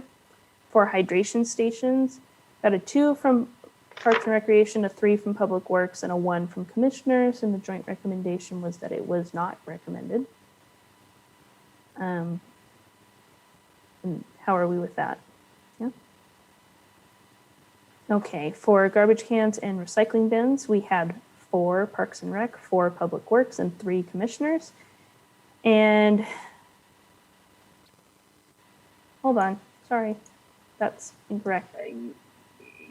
I apologize. I clicked to the wrong. I clicked to the wrong park on my Excel sheet. So let me step back a moment. Let's go back to hydration stations. So hydration stations actually got a 2 from Parks and Rec, a 4 from Public Works, and a 4 from the Commissioners. Okay. It still was not recommended. But if we'd like to discuss that further. Can you explain why it was not recommended, given that we all kind of want to have more? And remind me exactly where this Franco Park was. It's right at the corner of well, actually, I don't know what the cross street is, but it's on Homestead right by the Safeway. So it's Right. Yeah. right next to that apartment complex. Next, yeah. Mhm. Okay, so yeah, I just could not in my head remember which park it Mhm. was. Yeah. Yeah, that one definitely needed one more hydration station at least. I think there's so the recommendation was not to. Part of that was due to wondering about access to water in this park. But if that's something that, just to let you know what the thinking was behind it. Yeah, I guess from my perspective, one of my thoughts when I was looking at water for parks was really prioritizing where we had sports going on. And this is such a tiny little park. It's really just a tot park, or maybe people from the little shopping center there come over and eat their lunch. And so they're bringing a drink with them, possibly. So that was why I made it a low priority. But Vice Chair Shu, would you like to comment on that? May I add a piece of information quickly? I'm sorry. To further answer a question, I had forgotten. It's also because it's heavily used by the people in the apartments next door. And the idea is that they're essentially next door to their home. So sorry, to continue that and go forward. I agree. When I visited that park, I remember I saw people just walking from the apartment nearby. And yeah, someone take the water bottle and some sandwich, sit there. But I just want to confirm, is there the recycle bin in this park? Or only trash can? So we haven't gotten to that one yet. We're going to get to that one next. We're just doing hydration systems right now. We'll get there. Is that okay? No problem. Okay. Commissioner Gopal. Yeah, I think the same question. When I went there specifically on it, and there are a lot of people with the kids. I don't know whether maybe one person is shopping and the other with the kids. They were all running around on it. There are many people there. I do not know whether they're from apartment or not. I didn't notice it. But that's the reason I said, okay, there are people, even though it's small, and because maybe people coming there to the shopping, the kids may be making, hey, they want to go kind of, so they want to take it. So I saw a good crowd there when I went at that time, maybe. That's the reason I thought, okay, hey, good, because I was looking around it and I said it'll be good to have it, especially on the right side. I mean, close to the other roadside, there's nothing in. That's where the play structures are. And after that, there was no. I thought, hey, it'll be good to have one. And people also walking through that one, just coming in and going. So that's a rationale behind my voting as well on it. That's all. Commissioner Tombe? I think the recommendation to not put the hydration station is fine. I think people have water bottles and they live near their homes, and I don't think that's worth $5,000. So I think the recommendation from staff is fine. Okay, does anyone else have any comments about that? What if we, here's a suggestion is to, well, let's see, who would want some water stations? If you want water stations, all right, let's go with the recommendation said to not put water stations there. If you are okay with that, give me a thumbs up. Okay, we've got 3 there. So let's stay with that. That's not to say we couldn't do something at some other point in time. It's just not our priority right now. Okay, let's move on. Excellent. Well, next, wouldn't you know, is garbage cans and recycling bins. So we had a 4 from Parks and Rec, a 4 to Public Works, and a 3 to Commissioners. And the question was, or the recommendation, excuse me, was to change 2 cans to recycling or add 2 recycling cans to create duos. Yeah, that's the recommendation. Does anyone have any questions or comments about that? Or are we good with that? Oh, Commissioner Shu has her hand up. I have some comments. When we talk about there's no hydration station, Yeah, I mentioned I saw someone with a water bottle, plastic water bottle and a sandwich. But I'm just wondering because I remember I didn't see a recycle bin at that place. I just wonder after he finished that, he can put the sandwich in trash can, but how about the plastic water bottle? Yeah, that's my concern. So it's good to see our staff is going to add some recycle bin there. Yeah, that's great. Okay, can we see a thumbs up or down on this with the recycling? Okay, we're good with that. No comment from our public. Moving on. Benches had a 1 from Parks and Recreation, a 4 from Public Works, or excuse me, benches and picnic tables had a 1 from Parks and Recreation, a 4 from Public Works, and a 2 from Commissioners. And the recommendation was that there are no additional needed. That would be because there's a fairly large number in this park for the size of it. Anybody have any comments? Thumbs up or down? Commissioners? Okay, looks like we're good with that. Yes, and so then we... Oh, hold on a minute. I've got a hand up from Commissioner Begor. And it's interesting how, Public Works wants to did 4. Did they give any indication as to why? I mean, or it's a little park and I thought it had enough benches, and it seems to be consistent from what the staff thinks and what the other commissioners think. But why is it that Public Works actually wants to do a 4 on this? I honestly don't have the answer to that question. Just as we were discussing, as we as 2 staffs went through the information and talked about our recommendations, there was just no recommendation to add benches there. Fair enough. All right. So that brings us to outdoor table tennis, mile markers, and inclusive swings, which none of which got anything higher than a 1. I want to make a point now that we've reached a park that has inclusive swings. I wanted to mention that when I was presenting last week, I inadvertently left inclusive swings off those parks. And so when we bring back the full listing to you at the end, those parks that did have inclusive swing recommendations will show up, and we can discuss them at that point when we are reviewing the recommendations, the finalized recommendations at the end. But I just wanted to let you know that that's coming, that they were inadvertently left off those parks. So should we talk about that now? About those parks? No, about the parks we're doing now. Yes, and they're on the parks tonight. They'll be on the parks at the next meeting. Okay. It's just those first 6, which I think there may have only been 2 on there where it even showed up. I'm not certain, but I think that's correct. But yes, we'll talk about them at the end. Okay, so this inclusive swings here is a quantity of commissioners who commented on it, and it's not saying it's a 1 as in the rest of these ratings. It's kind of different. Yes, that's accurate. So anything beyond outdoor table tennis, when you're looking at the scores, the ratings, is how many commissioners mentioned it.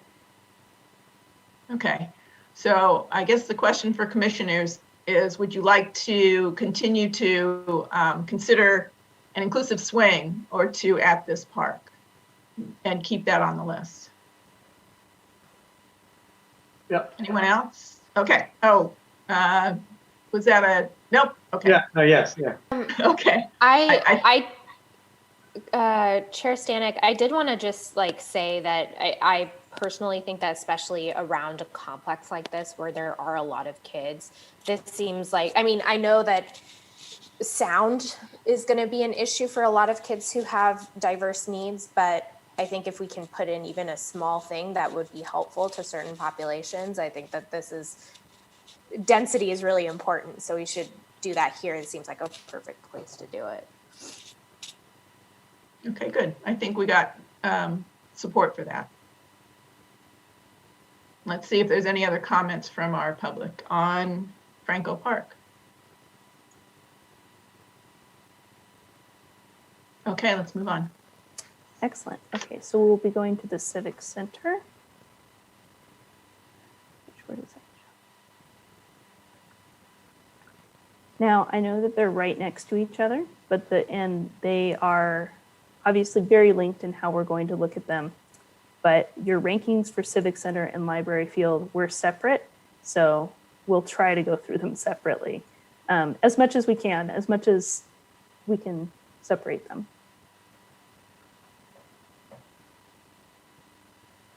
All right, so here's Civic Center for you. Pickleball striping is not recommended in this location. It got a 1 from Parks and Rec, a 3 from Public Works, and a 1 from Commission. Hey, quick question on that, Alex. Why did Public Works say to even do that? Similar to the Commissioner Bagur, and I can't remember what even the topic was, why they rated it highly and we didn't recommend it. She had a question about that. Similar thing here, where is when we got around to talking about it, just there was no expression of adding it. Okay, cool, thanks. Okay, so we support no pickleball striping here. Okay, moving forward. Hydration stations got 5 from Parks and Rec, 4 from Public Works, and a 5 from the commissioners. And the joint staff recommendation was to add one near the entrance to the picnic table area behind the library. So somewhere in this general area.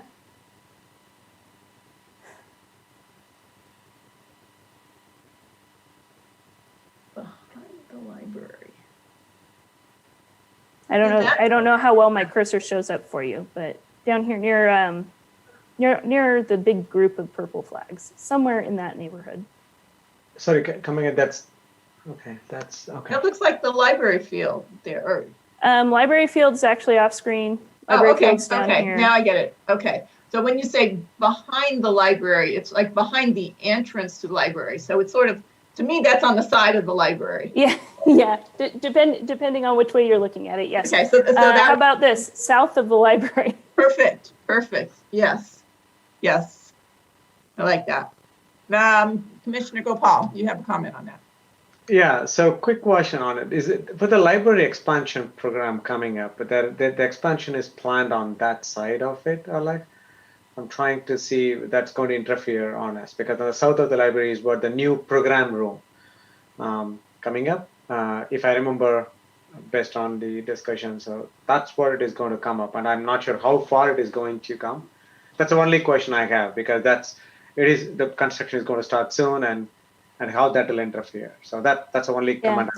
That's a good point, and we can look into that and see if that's something that would affect part of the reason we had suggested this area is because there was going to be construction and the possibility of getting water might be more accessible in this area. So that's why we're going to pursue it as soon as possible.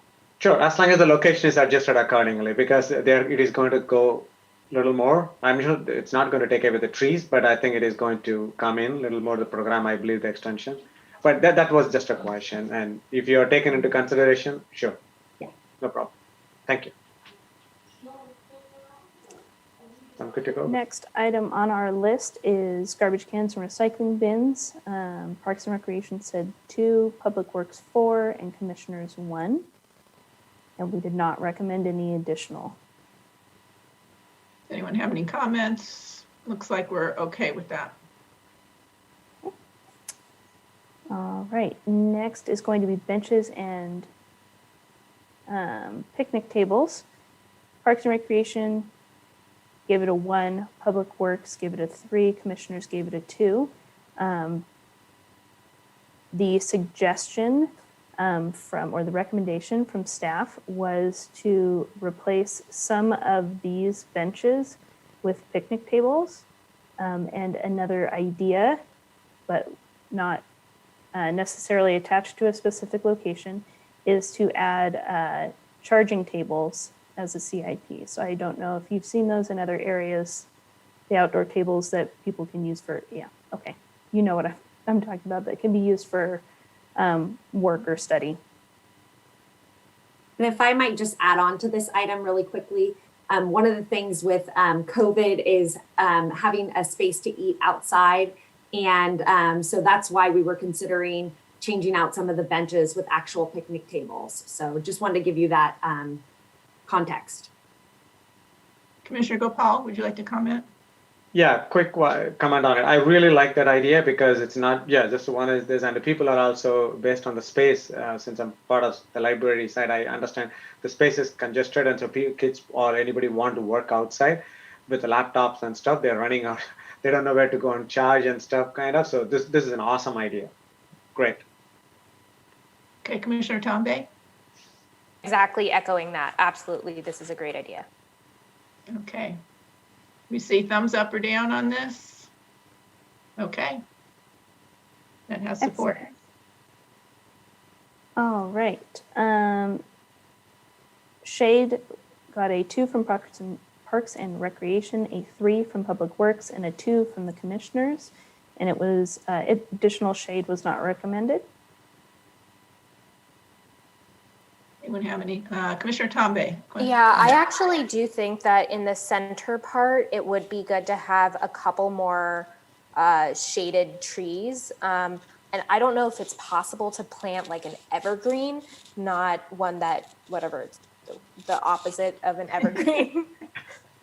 Perennial, annual, I don't know. Anyways. The ones that drop leaves. Yes, ones that, yeah, those, not those, one of the evergreens, just so that even during like fall and like not cold winter, not that we really get that cold of a winter, there's still like a couple of areas that have some shade. That would be my recommendation, to add even just 1 or 2 in that central area. Okay, we can definitely add Anyone that. else have comment about that?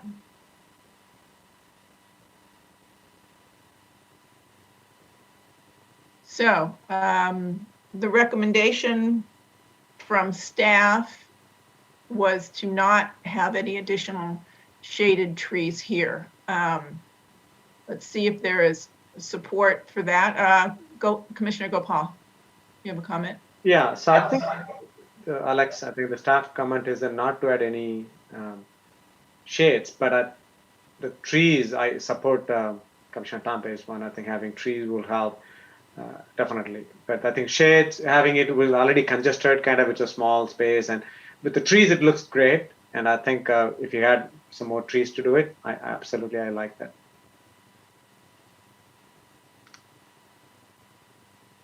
Okay, so let's see if there is support for adding some trees here, which is a change from the recommendation. So I think there's lukewarm support for that. So let's make that be one of those lower priority items.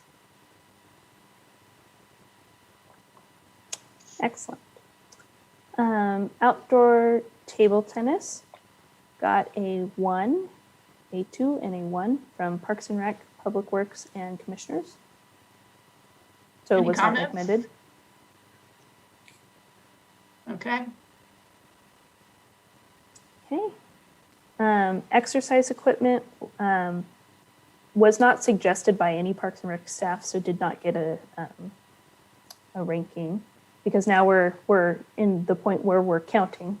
Remember, counting how many people recommended it. Public Works, 1 person got a 1, so 1 person, and Commissioners got a 1. Any comment about that? So the recommendation is to not put any exercise equipment. Yes. Are we okay with that? Okay. The last item that was suggested was 1 person suggested cornhole, and we did not recommend that, or not provide a recommendation. Commissioner Tombe, do you have a comment? Oh, sorry, it was for after cornhole. Okay, so is there anyone who would like to voice support for cornhole here? No. No, okay, so let's look at voting for no cornhole. Okay.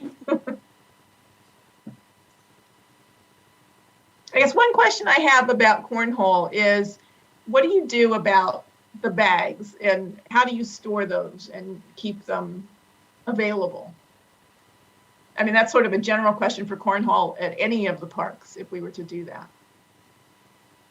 They do have vending machines for parks now that, you know, have basketball equipment, volleyball equipment, ping pong equipment, or sorry, table tennis, cornhole bags. So it's kind of like this locker checkout.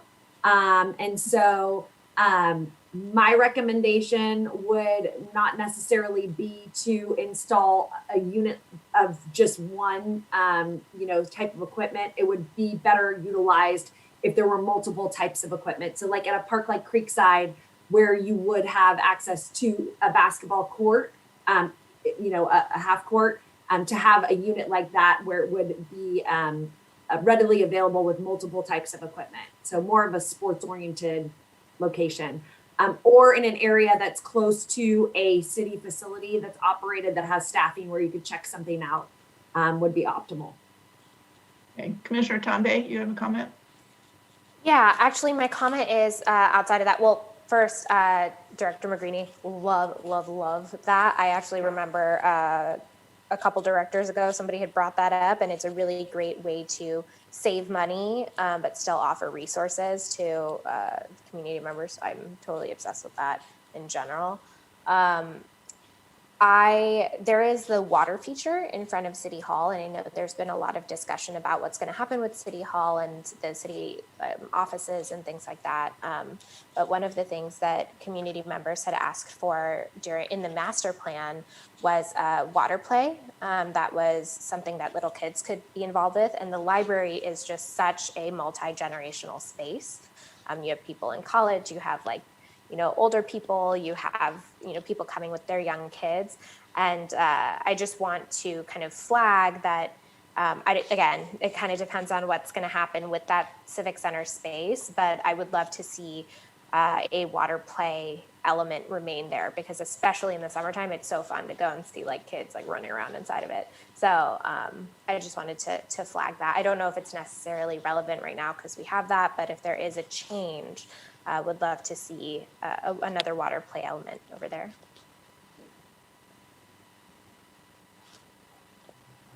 That's it.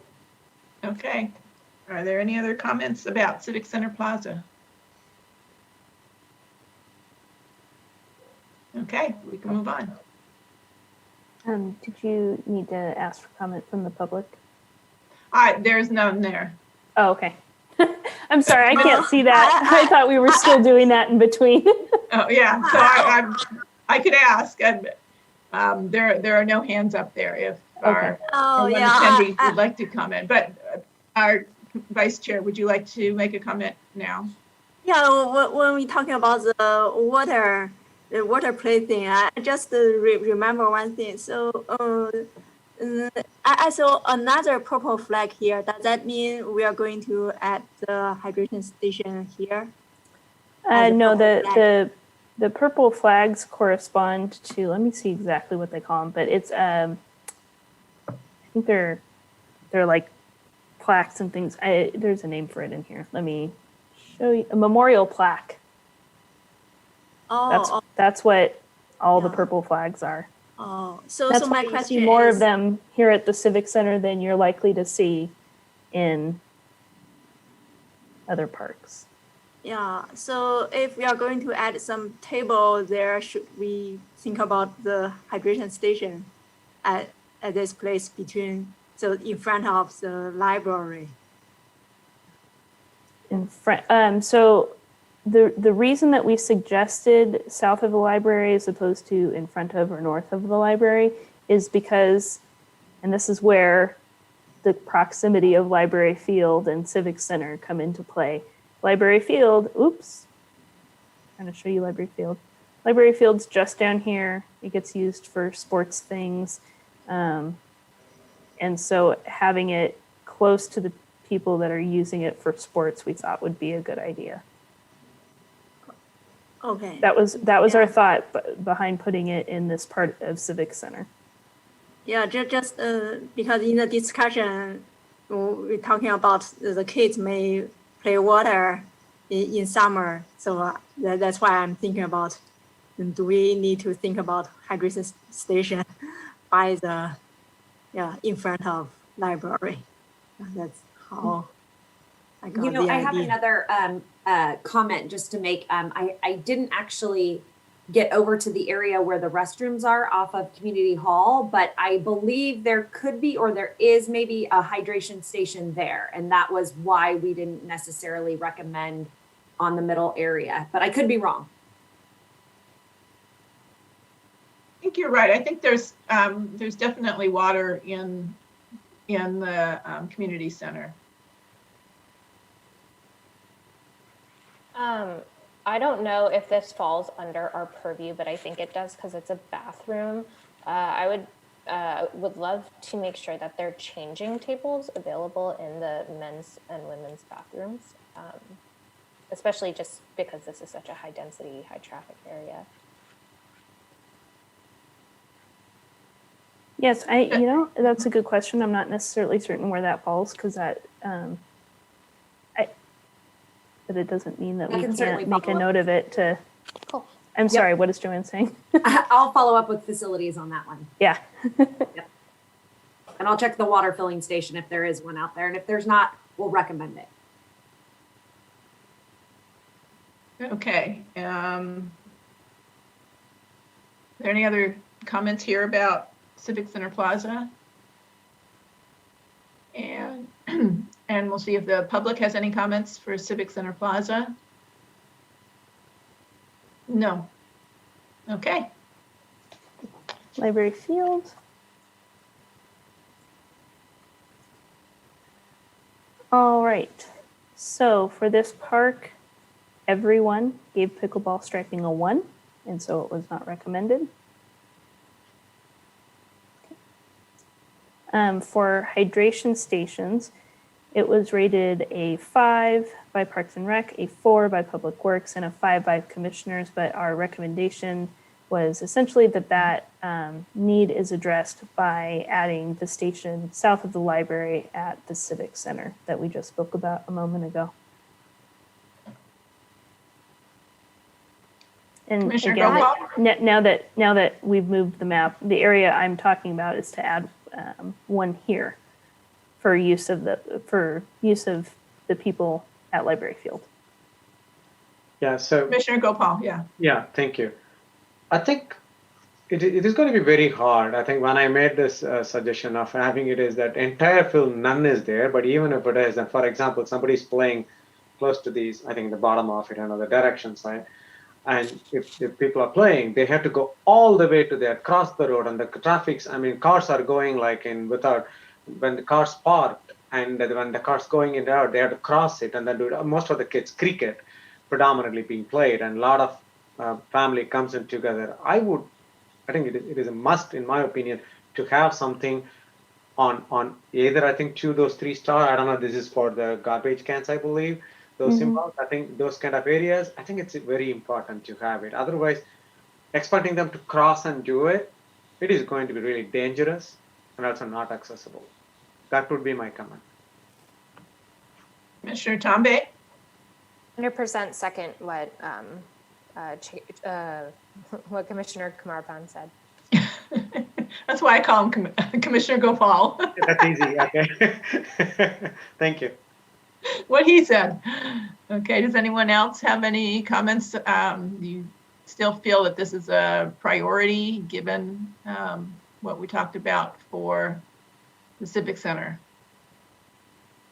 Given what Commissioner Gopal just said, it does make a lot of sense actually to either have one more here or just move the one that we were planning to have in the Civic Center onto the field side. Commissioner Tambe? I just forgot to lower my hand. I'm sorry, what? No, she I forgot. just- She said, I forgot. forgot to Oh, to add- you just didn't have, you didn't lower your hand, okay. Yeah, sorry. So it sounds like we definitely feel it needs to be in this area somewhere. And the question is it across the parking lot entrance there, or is it on the library field side? And maybe that's going to come down to what the water access is and the cost of doing that. So I guess what we'd like to do is maybe explore those areas, and then we can come back and look at the costs and see what's worth it. Is that a good compromise? Is everybody okay with that? Thumbs up or down? Okay. Moving on. Excellent. So for garbage cans and recycling bins, a little closer. It was given a 4 by Parks and Recreation, a 4 by Public Works, and a 2 by Commissioners, and the recommendation was that there were no additional needed. Any comments?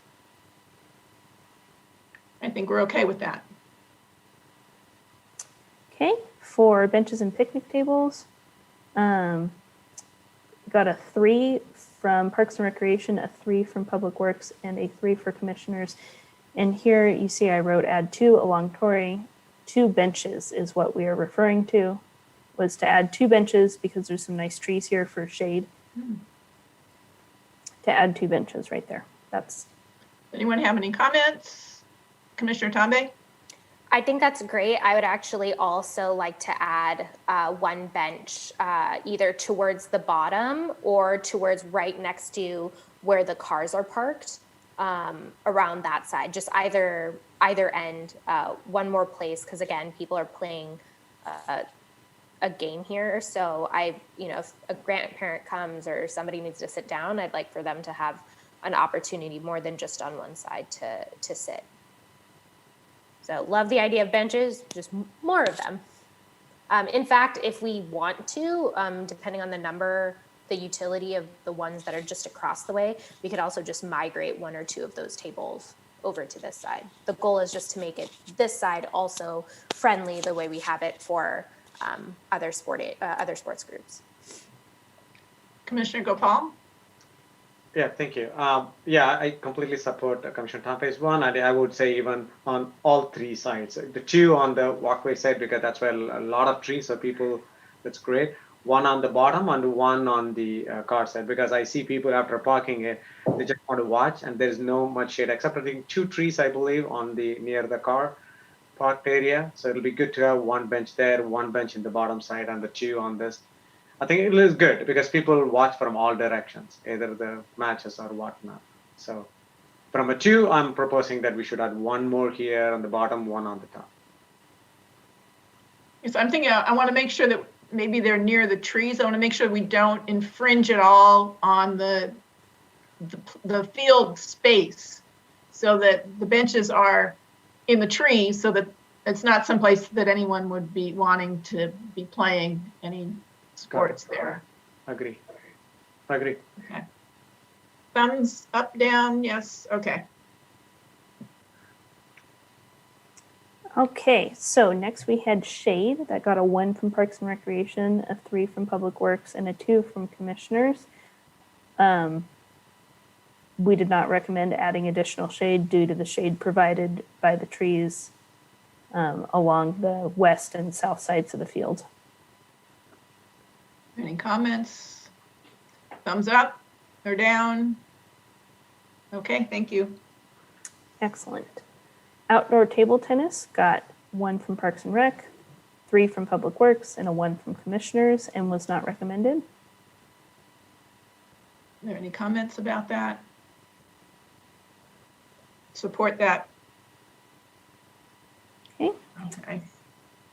Exercise equipment got no recommendations from Parks and Recreation, or no ratings from Parks and Recreation, 1 from Public Works, and 1 mention from Commissioners. And a recommendation was not provided. Does anyone have any comments? Okay, do you support not putting exercise equipment here? See hands, okay. Okay, mile markers was not suggested by Parks and Recreation. One suggestion from Public Works and one suggestion from commissioners, and a recommendation was not provided. Does anyone have any comments? Is everyone okay with that recommendation?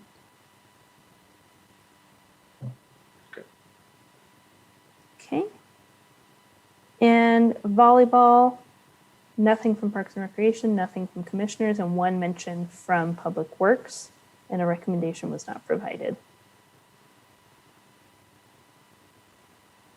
Comments or support that recommendation?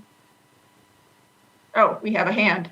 From Nisha? I think, yeah, I just wanted to actually ask where they thought they would put the volleyball court. That Okay, never mind. So, so the Public Works recommendations. I want to say I think it was 19 Public Works staff. So it was only one person out of all the Public Works staff. That, cool. I do want to re-emphasize the necessity for, and the reason I was fine with not putting exercise equipment or other things in this area is because it's the only cricket field in all of Cupertino. We don't have anywhere else for people to practice or to play, and we have the #1 youth league, I believe, in the country as of, well, we got the presentation about this like 2 years ago. So as of 2 years ago, we were the #1 and we only have one, which is kind of crazy because I don't know if we're #1 in any other sport right now. So I think that I want to make sure that this stays really, committed and designated to this sport, since there's nowhere else in the city we have this at this time.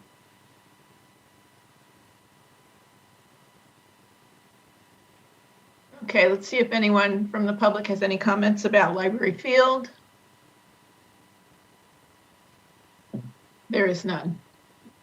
okay, very good. Okay, before we move on, I'd just like to get a sense from the commissioners if you'd like to take a 5-minute break.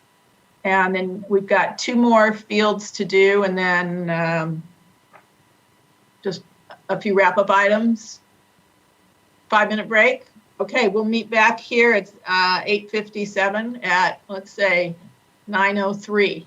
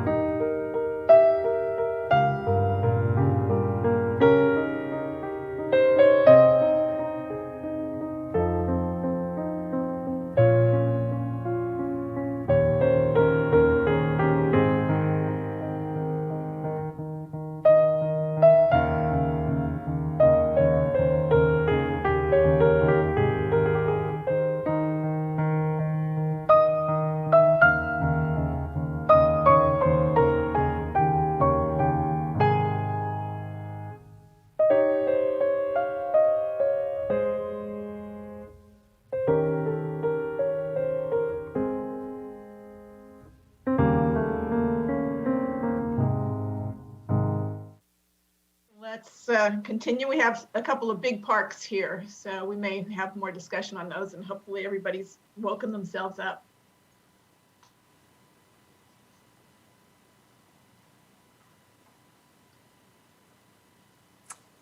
Well, the map looks a little fun, doesn't it? Excuse me. For some reason, the map's not loading. So while I guess the map wanted to take more than a 5-minute break.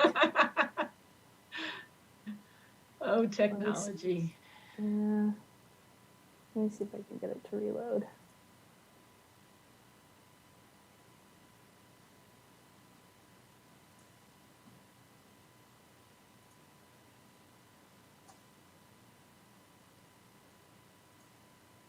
Okay, here we go. We have Creekside Park now. So let me start sharing with you again.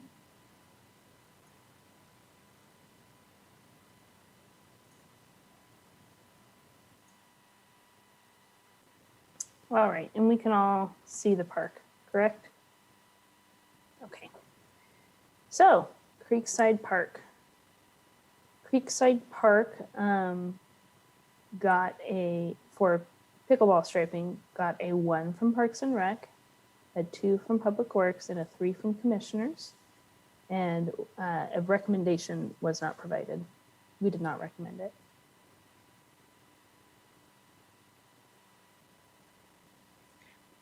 My comment on this is there's no tennis courts here, so that was really not in the scope to do pickleball striping if we didn't have tennis courts. So everyone okay with that recommendation? Okay. Okay, hydration stations. And again, I'm gonna try to see if I can zoom in. I wish I could zoom in a little less for you so you can see more of the park, but hydration stations got a 5 across the board. Our recommendation was to replace the 1 wall mount on the building here, 1 at the southwest corner of the park down here, and 1 at the northeast corner of the park up here.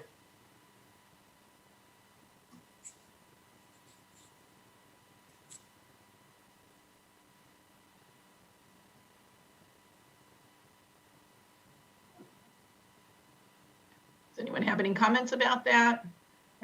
This is a high-use sports field. Let me see. Support? Okay, moving on. All right, for garbage cans and recycling bins, got 4s across the board. Just to take you back in time a little bit and remind you about what we talked about when we were looking at Hoover, is that the sports fields, the ones with youth teams, tend to generate a fair amount of waste from both the teams themselves and their adoring fans. So our recommendation was to replace the existing around field 3 with 6, a total of 6. So 2 trios on the sidelines. Replace the existing, I'm gonna zoom out a little bit for you so you can look at them all. Replace the existing at the west picnic area with 6, 2 trios. So in this area, I'll zoom in on that for you in a moment.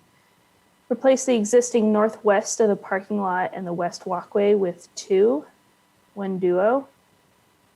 So northwest of the parking lot. Sorry, this is the parking lot. Yes. I'm sorry, I think I may have written northwest when I meant northeast. Replace the existing single northeast at the corner of the parking lot. No, apparently I didn't. I meant up here and up here with 3, 1 trio, and replace the existing single with 1 at the bridge. There is 1 here. It's hidden by the doggy bag sign, but there is a trash receptacle there. At the replace the duo and the single northwest and northeast of the picnic area, northwest of northeast picnic area. There's a lot of trash receptacles we'd like to replace. with one trio, and replace the single near the northeast bike rack with 3. One trio. That's northeast bike rack, and replace that with a trio. So I imagine you might like to see some of these a little bit closer possibly, and if so, where would you like to start? Would you like to feel like the ones at the fields might have made some sense to you? Yeah. Commissioner Gopal has his hand up. Oh, sorry. Yeah, so I was about to ask on the field on the bottom side, looks like there's nothing on it. If you could just zoom out on the bottom one side. Yeah, because this is also, there is some play structure, I believe, right? On this side also, there are some play structures. Okay, that's only one. There's a play structures here and here. Correct, but on the bottom of this play field, there's nothing in there, correct? No. Are there some picnic tables? Yes, there's a few picnic tables, yes. So were there some additional ones going in that corner? Not in that corner. The recommendation was to add trios on the sidelines, not to necessarily remove that trash receptacle there, but if someone had compost, this would be relatively nearby. And there is a concern about, believe it or not, having too many receptacles, because you get to a point where you're wasting a lot of trash bags and actually kind of creating more waste that way. Okay, good. Vice Chair Chu, you have some comment? Yeah, I have. I heard some residents complain because many people they play soccer ball in this area, and if we place something behind the field, maybe the soccer ball may hit them. And I heard they said old people they're working on the trail, but sometimes the soccer ball just fly, and it's maybe dangerous for old people. They are asking if our city can do something for protection. Yeah, just some comments about this. Yeah, I think that's not in our scope right now, I guess. Yeah, just for the bottom thing, I'm talking about maybe put some play structure or something there. Maybe then also dangerous. That's my point. Oh, okay. So are we okay? Anybody else have any comments about the receptacles? If you support the recommendation, let's see. Okay. All right, so for benches and picnic tables, we got a 1 from Parks and Recreation, a 4 from Public Works, and a 2 from the commissioners. And the recommendation was to add a bench up here near the bridge in that area.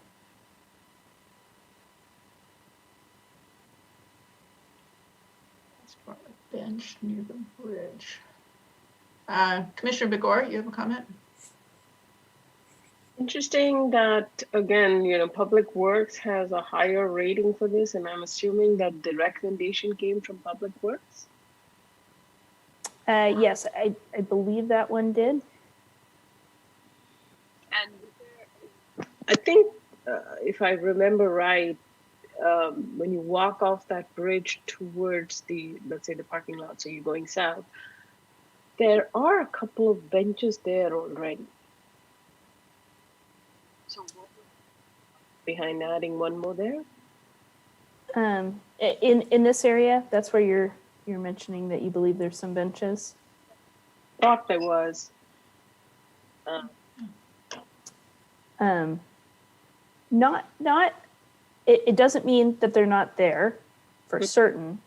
That because this is a couple of meetings ago now. This mapping system does get updated as maintenance is done on the park. So it is possible that somehow that was missed being added to the system. I don't believe they're there, but we can certainly take a look and see if it was missed. Yeah. Do we know the rationale for why they wanted a bench there? Right. I'm trying to remember. Let me see. I think I remember. Yeah. We talked about this being an access point from the neighborhood, and that some, for events, community events and things like the overnight or 4th of July, that there are big crowds of people that access this area, and it might be a good resting spot for someone who gets across the field and might need to rest to get back into the neighborhood, or vice versa, gets across the bench and needs to rest. So I think that was the thinking behind it. It's really only one bench. I don't recall when I was just out there that I saw one, but that was the, I think, thinking behind it. Yeah, and I think along those same lines, now that you've said that, you've jogged my memory. I think one of the conversations we've had is that people that are kind of almost walking laps to a degree, kind of around the park, there's really not a lot on that side of the park if they wanted to rest. I guess my comment is, if they're walking laps, then they could walk another half a lap to go to a different bench. But Yeah. So I guess I'm thinking maybe this is a lower priority for us. We'll keep it in there with a lower priority. How does that sound to the commission? Okay. So for this park, on the next item is shade. It got a 1 from Parks and Recreation, a 4 from Public Works, and a 1 from Commissioners. And no additional shade was recommended.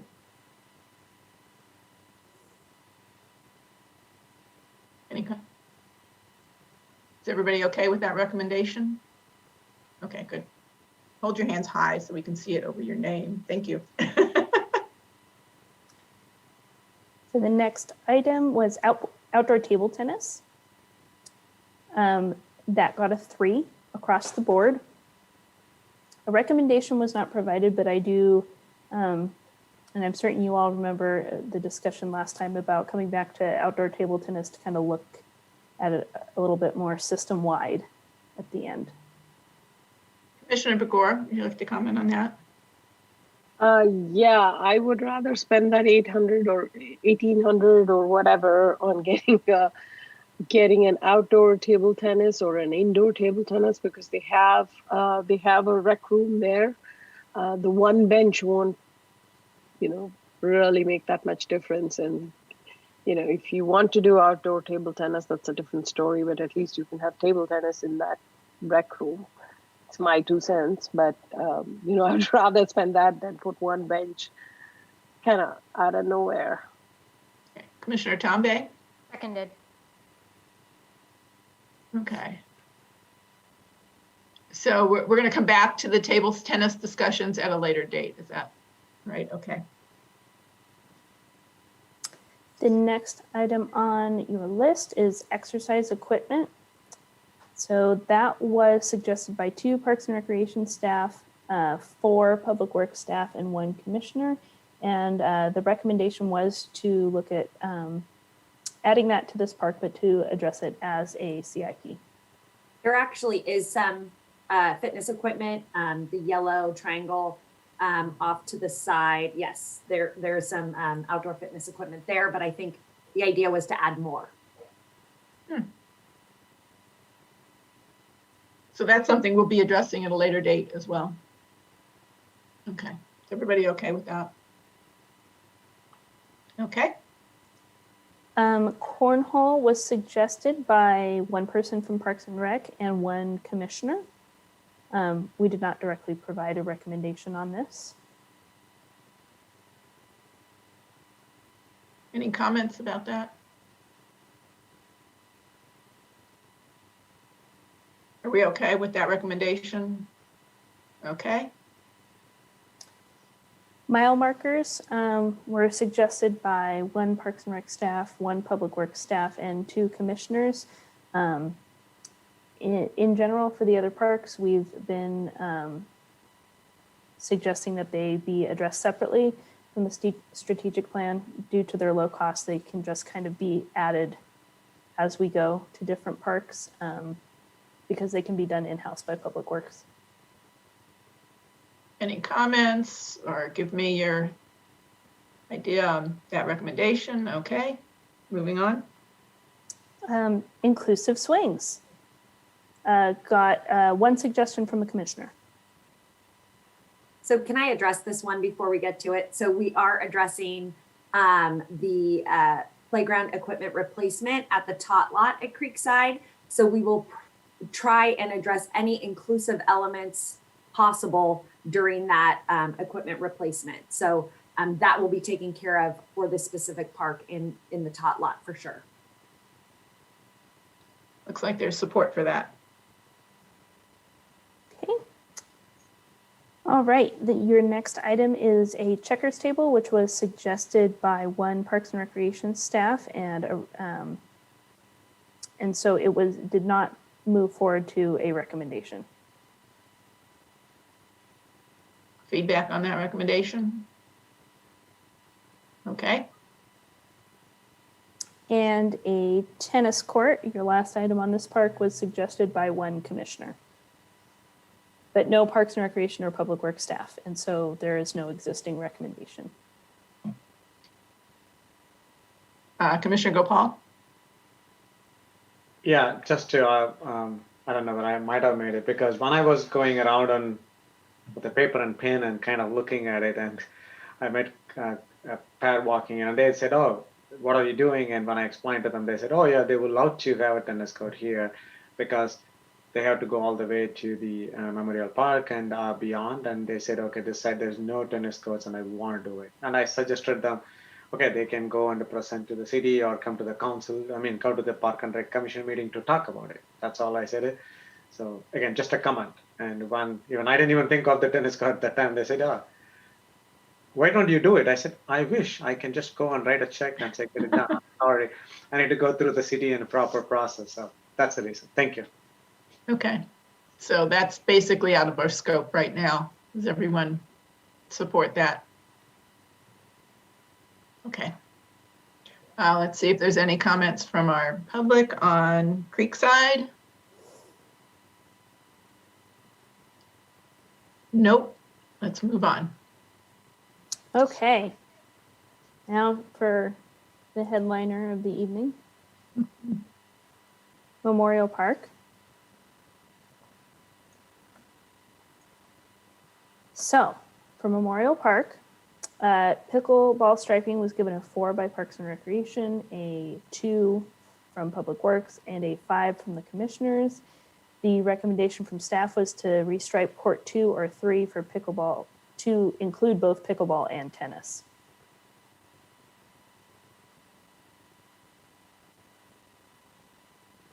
I have a question of why we wouldn't do more. Is it just because it's a try it, we'll see how it goes? I mean, it just gives us more flexibility, it seems to me, that if it's a tennis player or a pickleball player, either one of them can play. And if somebody's playing tennis on the pickleball striped court, then the pickleball player is kind of out of luck. Totally see that point, and I don't disagree. I just feel like we could always add more, right? So I feel like if it's a popular thing, we can always add it. And so I feel like we should start somewhere. I don't want to buy a bunch of equipment and storage and have all of this stuff that doesn't get utilized. So that's just the thinking behind it. We can always add. What equipment and storage would that entail? To store the actual nets, because they would have to be set up in order to use pickleball.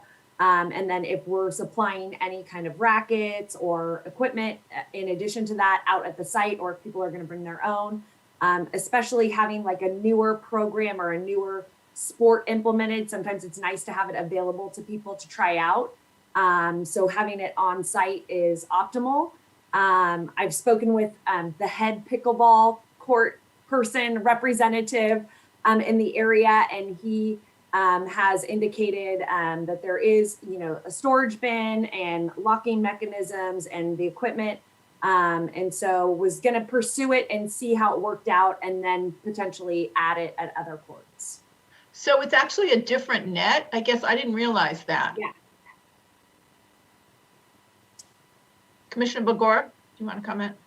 Yeah, and with regard to the concern that you brought up, that's a fair concern that, if somebody wanted to play pickleball and the one court is used up for tennis. Given today's technology, why don't we just have a sign up online? So, just for this one court, just for the 5-6 months, it's just a page. So somebody signs it up. So then, if it's taken for tennis, then you don't play pickleball. Yeah, everybody doesn't plan their day perfectly, but to get it going, to get people to try, or maybe specific hours, like, I don't know, pick a time and say you can play so many hours pickleball, so many hours tennis, because obviously if you're changing the court, you may as well have a couple of people try it. Just a thought process instead of having residents figure it out. So why not we implement something? So the thought behind having it at Memorial is because there are 6 courts, that the chances of having the pickleball court available with having the other 5 courts still available for tennis would be the optimal situation. And then we could schedule certain days and times for pickleball. So that was the thinking for sure. Okay. If we put that certain day and time, then it definitely addresses the concern that the chair brought up. So the one person that wants to play pickleball is not, finding a tennis, it's being used as a tennis court all the time. Are there any I more don't know how many comments? people play pickleball, but that's just. So is there, Commissioner Tombe? I agree that we need to either have a timeline or do a couple more courts. Because there was a demand when we did the Parks and Rec master plan. So, and I'm a big fan of multi-use areas, which this would be one. So it's really awesome.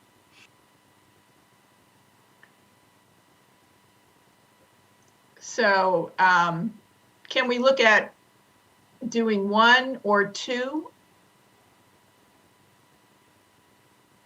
here? Commissioner Gopal. Yeah, maybe the question is like, is it like the current proposal is that, Alex, you can help me to clarify. Is it first to go with the 2 courts and then see the traffic and then go to the 3rd, or that's all, 2 and 3? That's the current recommendation. I think the recommendation was to look a little bit more closely at which we believe that court 2 and 3 are the least popular with the tennis players, which is why we would pick one of them for restriping to start with. And the idea was to do a little bit more determining of which one of those would actually be better based on things like, for example, as Joanne mentioned, storage and access and things like that. I think what Chair Stanek was suggesting is upping that recommendation to 2. Excuse me if I misunderstood you. So No, we were suggesting 1, and okay. Did that clarify it? Okay, got it. Okay. So is there any other comments about whether you think we should do 1 or 2? Anyone? Gopal's 2, Nisha's 2. I'm for 2. Okay, looks like we'd like to look at doing 2. All right. Okay, with that, our next item is hydration stations. Park and Recreation gave it a 5, Public Works a 4, Commissioners a 4, which is great. We all agreed. So our suggestion was to replace the water fountain along the northern pathway between the community center and the playground with a hydration station. At the softball field over here, also with hydration station. And the wall mount at the southern restrooms near the playground, which is down here. We'll zoom in. Down here. Those were the suggestions, the recommendation. Any comments? Oh, Commissioner Gopal. Yeah, the one near where the plays are happening, the what do you call the movies are played? Okay, what is The that? amphitheater? Amphitheater. So there are a lot of people come down there and do it too. So why not we have? Looks like there's none at this point in that area, correct? Yes, that is correct. Yeah, because that's a place where a lot of people come and go for different reasons, and kids sit there and play around on it. The only thing is they need to come down or down the hill on it and come back to the restroom, which is the nearest place to get the water. So I would suggest something in that area because there are a lot of people movement there. I would suggest one more in that area.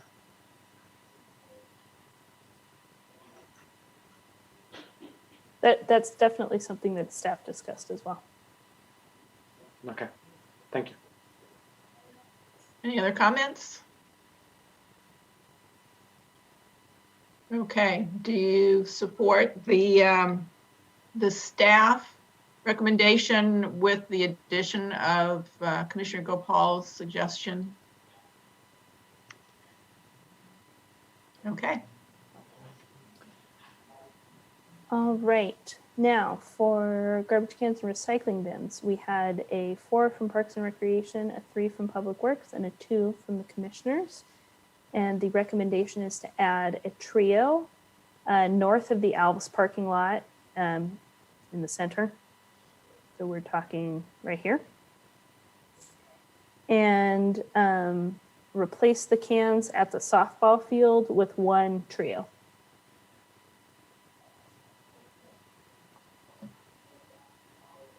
So on this, does it show that there are already trash cans at all 4 corners around that parking lot? Yes, it does. Are those singles or? I believe so, yes.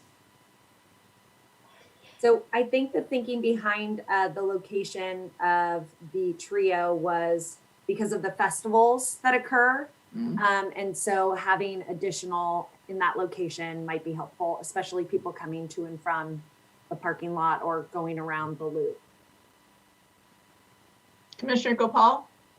Yeah, I think, thanks for Director Joanne. So I thought the festival, I was looking at the one on the play place too, on the near, I do not know what, next to the senior center area, whatever the lake is there. So we don't have any trios on that side, right?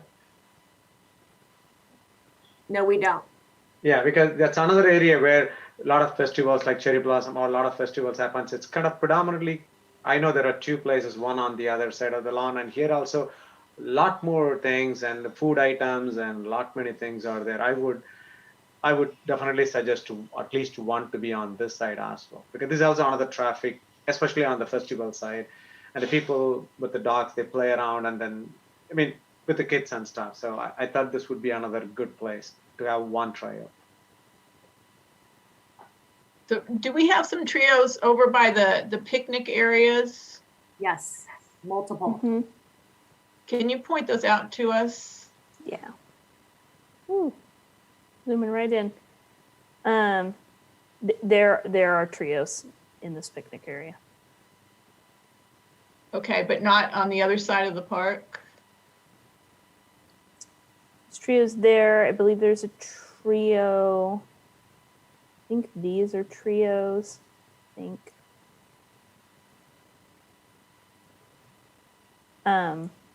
But down here, I believe, is what's in question, and I don't think there are trios down there. I think Commissioner Gopal is correct about that, but Okay. we'd have to double check. I mean, as you notice yourself, there it's one kind of symbol, so.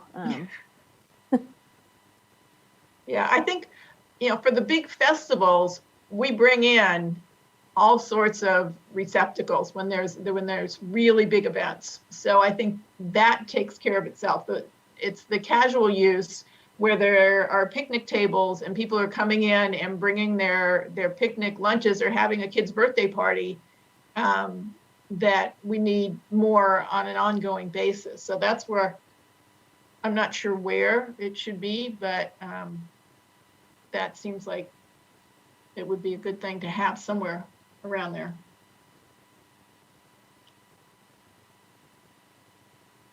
So I think we're getting tired, but we're almost done. We're almost done. Hang in there with us, you guys. I have to make sure that I'm up. Yes. No. Okay, so the recommendation on these is one trio north of the Aldous parking lot and replace 3 cans at the softball field. So that's Sorry. all at that end. Go ahead, Alex. Yes, sorry, just, I know that seems like it's written a little funny, but it's just to aid in making sure we're counting everything up correctly. It's replacing the existing cans at the softball field with a total of 3 in the form of one trio. Okay. So there's can here and can here, and we're just talking about adding a trio because it gets used a lot for softball leagues. Okay. And so that there's food involved with that. So how does the commission feel about the 2 that are recommended right now? And then we'll talk about if we want another one as well. So do you support the 2 that they are recommending? Okay. And then in addition to that, somewhere on the other side, I guess it's to make sure that we've got some trios down there that are accessible. And is that something we can look at to find the right place or where we might have a deficiency? Yeah, absolutely. That's Okay. easy enough to look at. And I believe it's correct that there's not trios down there, but I mean, part of it can be double checking. Okay, so to the extent that there are not, does the commission support putting a trio or 2 down at that side of the park? Okay. Moving on. All right. Benches and picnic tables got a 2 from Parks and Rec, a 4 from Public Works, and a 1 from Commissioners. And the recommendation was that if it is that discrepancy can be addressed during any redesign of the park. Feedback? Good. Okay. All right. Now, shade. We have recommendations for both trees and structures in this park, just to make it interesting. So replacing the existing crescent row of trees near the Quinlan Community Center picnic area. There's 12 trees there. I don't have the tree layer on for you right now because for many parks, it just covers the park and you can't see it, what else is going on. But there's a crescent of trees right here. Maybe I should turn it on for just a minute for you all so you can see what I'm talking about. So right here. These orange ones are trees as well. That has something to do with the status of the tree. That is means something to Public Works, but I am not privy to what the orange means. But those are also trees. But the information from Public Works is that just these trees have really not been doing well right here. They haven't been growing very well. They haven't been filling out the way that they're supposed to. And so the recommendation is to replace these trees with ones that are going to do better and provide more to that area. Any comments on that? Commissioner Begor. So the recommendation seems to be replace the trees and address. Yes, there is a second part to do with the straight. Man, this late in the evening, I can't talk anymore. Shade structures. Okay. So excuse me, I was just talking about the trees, and then I'll talk about the shade structures in just a second. If that's all right. Okay. Yeah. So I'm thinking if they're doing something, can the trees will the trees die between now and the time that they're going to do the redesign of the shade structure? The current trees, is that what you mean? Are you asking if they're Yeah. going to die? Yeah. I don't know the answer to that. I don't think that's not the impression I was given. I was given more the impression that they're just not kind of living up to what they were planted to do. Okay, so they're going. Okay, then finish this. Describe whatever you were going to say about the shade structure, and then maybe I'll have a comment again. So I think that Public Works, their intent is to replace these trees regardless. They're just informing us that their intent is to replace them and add a few more in this area. And then the idea, sorry, I'm going to skip ahead, Alex, real quick. The idea behind the shade structure will not conflict with the trees because the shade structure in the same general area will be only over the concrete pad, not over the grass area that has the trees. Yep, and Joanne, So just save me some explanation. Can you point where the shade structure would be on this? Just like with the cursor? In a general sense, because again, when we talk about it being a CIP, it's not. So in general, we're talking about the picnic area. We are still talking about a similar area, but it would not infringe on or the area that the trees are planted in. So one should not affect the other. My concern is that, since we don't even have a ballpark design for what this shade structure would be, I don't want to be in a position where we replant the trees and then have to take something out because we don't know what we're going to build there. So should we just wait? And when that redesign happens, because if the trees are not dying right now, and you can replace them then, but then you know exactly what's happening with that structure.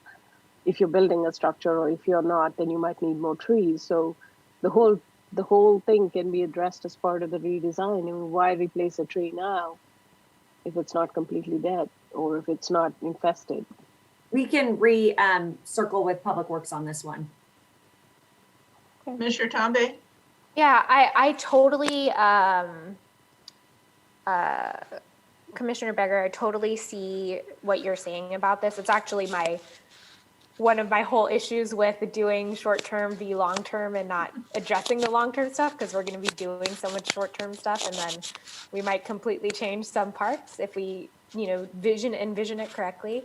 But just honestly, given the pace at which things are going, I don't think that we're necessarily going to have to worry about that for Memorial Park specifically. That master plan is going to take the strategic plan for this particular park will take quite a while. So I think that the benefits of having the trees would outweigh the potential lost cost, which I don't necessarily think is going to be that significant if that were to happen. But I totally hear you, and I echo that for the entire project, but for this specifically, I think it'll be fine.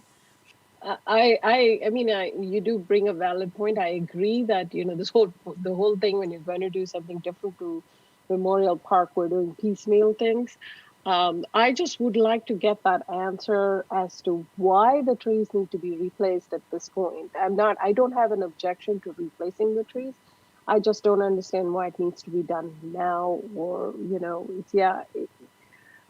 I like the idea of a hydration station. I like the idea of the garbage cans. They're not going to change.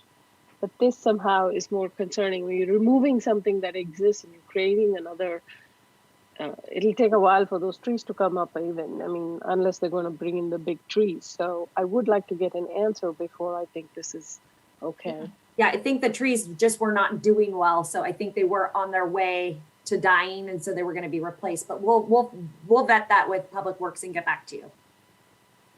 Okay, and why don't, for now, we can put that on, but keep it at a lower priority, possibly when we actually go and look at what we can afford.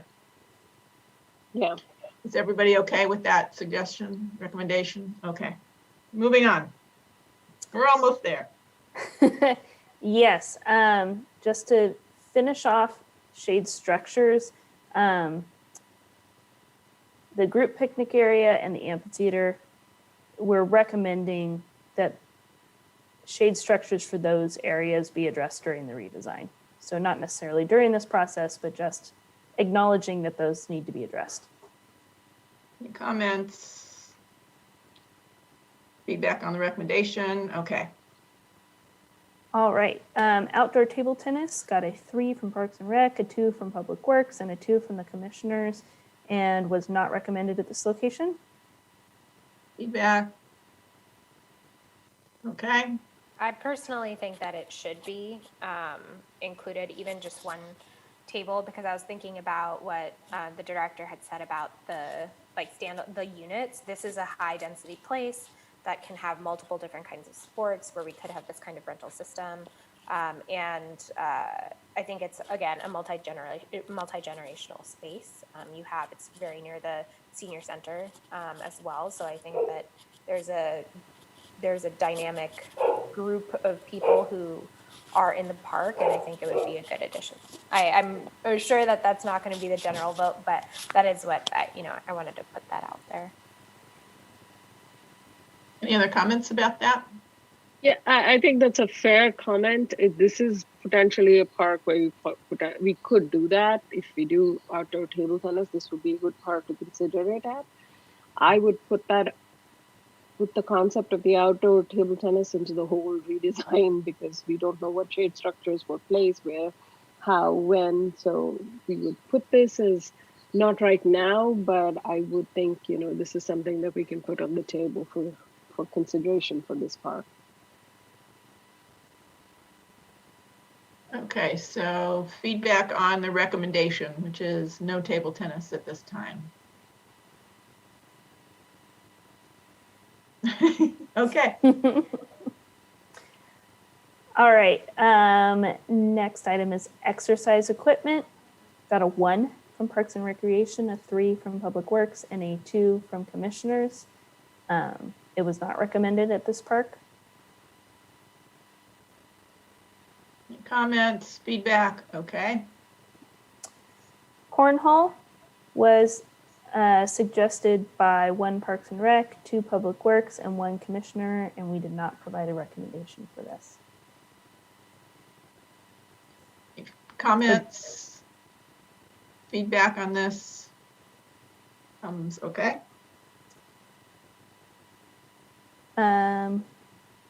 Mile markers, we've discussed this with other parks. It only was suggested by 1 Parks and Rec staff and 1 commissioner. Oh, never mind. I don't need to go any further. We're already getting thumbs up. Okay. Inclusive swings was suggested by 2 Parks and Recreation staff for this park.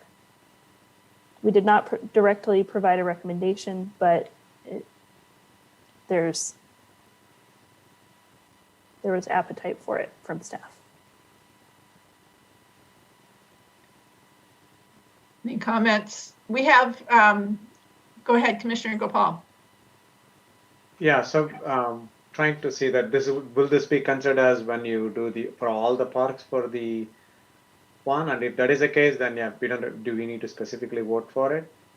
But this is, of course, is a very high traffic place for kids too. So definitely I would like to see it, but I wanted to know whether will this be considered as an overall efforts to assess and place it. And if it is the case, then I'm completely supportive of it. For this particular, I do not know what the recommendation is here, just for this particular park. Just to repeat your question, just to make sure I think I got what you're asking, but are you asking, are we looking at kind of like the table tennis, looking kind of at the whole picture about the inclusive swings? Yeah. I think that's definitely important, and it was discussed as kind of inclusive elements as a whole at your last meeting, that could be discussed a little bit more holistically at the end. Yes. Okay, thank you. All right. How about a checkers table? That got a 1 from Parks and Recreation, and then no rating or no recommendations from Public Works or Commissioners. Okay. Okay, and let's see if we have any comments from our adoring public. I actually And we have one panelist, Commissioner Tombe. Yeah, I wanted to think about, oh my God. Nature play, there we go. There's a lot of nature play space here, and it doesn't actually interrupt the natural look of certain segments. Like if you look at the main, not the diamond area, but the rest of the field on the other side, there's like a lot of trees and stuff. You can actually put really good nature play things over there. There's just a lot of opportunity for nature play, and I think this is a great place to do that, where it looks very natural, but it's still another way for kids to get engaged and play, because so much of this park is very developed. So keeping some of the natural elements, I think, are good. So I would like to see natural play elements. However, just given that we're probably going to redo this, I don't necessarily know if I would recommend doing that right now. So in our list, but not for now, I guess is my recommendation. Okay, any other comments? I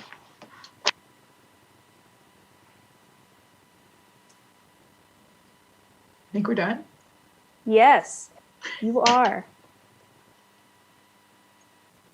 Congratulations. You are Thank you, now Alex. 2/3. Oh, you're very welcome. 2/3 of the way through the parks. Do you see that we are doing good compared to the first one? No, I'm just asking. So. Compared to who? No, to the first session, I think we are doing good, right? We are improving. Oh, I think you sped through this week. Yeah. It's clearly the leadership of the commission. Oh, yeah, that's correct. Absolutely. First one was horrible. Second one is really No, good. I gotta thank Gopal for just plowing through it and doing the hard stuff the first time. Well, wonderful. Thank you very much to you all. Thank you, Alex. I'll see you again soon. Yes, at our special meeting, which we'll be talking about. Thanks, Alex. Okay. Moving on to our next agenda item, we're moving into new business. So staff and commission reports, monthly updates. Director McGreeny, would you like to update us? Yes, I would, actually. So just want to make sure everybody can see this. Okay, so I will go fairly quickly. The county continues to offer free COVID testing at the Cupertino. I can't see your presentation currently. Oh, you can't? Not yet. Huh. There we go. Oh, sorry. Is that working? Okay, sorry about that. Let me move y'all to my other screen. Okay, sorry. All right. The county continues to offer free COVID testing at the Cupertino Senior Center with upcoming appointments on February 17th from 9:30 a.m. to 3:45 p.m. with more information available at the Santa Clara County website at sccfreetest.org. The county has lifted the stay-at-home order but remains in the purple tier. So for now, all indoor recreation programs and activities continue to be on hold. Under the current purple restrictions, playgrounds and picnic sites are open. Picnic sites are restricted to 3 households. Weather permitting, fields are still open for public use and limited to 3 households as well. And youth sports organizations' spring permits will be issued for practices, skills, and drills starting this month. Signage has been updated at the playgrounds to reflect the latest safety protocols, adhering to the county's purple tier restrictions. Each playground has the maximum number of children allowed posted on the signage. Here are the current program participation numbers. As you can all see, the tennis and golf continue to be very popular with almost 1,500 average participants out at the tennis courts and over 600 average participants out at Blackberry Farm Golf Course. And then still continuing to offer free virtual, fee-based virtual classes and some in-person lifetime classes and camps and private lessons out at the Sports Center. So those all continue to be very popular. 2 of our staff members have recently retired from the city. Kim Fry, Recreation Supervisor for the Senior Center, and Barbara Banfield, Naturalist at the McClellan Ranch Preserve. Want to thank both Kim and Barbara for all their hard work and contributions to the city and the department. We wish them the best of luck in all their future endeavors. Blackberry Farms picnic area registration is now open for the 2021 season and can be reserved online at cupertino.org/blackberryfarm. The Sports Center seismic retrofit project is nearing completion. Completed work includes strengthening concrete walls and columns for seismic readiness, new storefront windows and doors, accessibility improvements, and renovations to tennis court walkways. The Stevens Creek Boulevard entrance is now accessible as well. Staff have transitioned back into the main building, but indoor facilities are still closed to the public.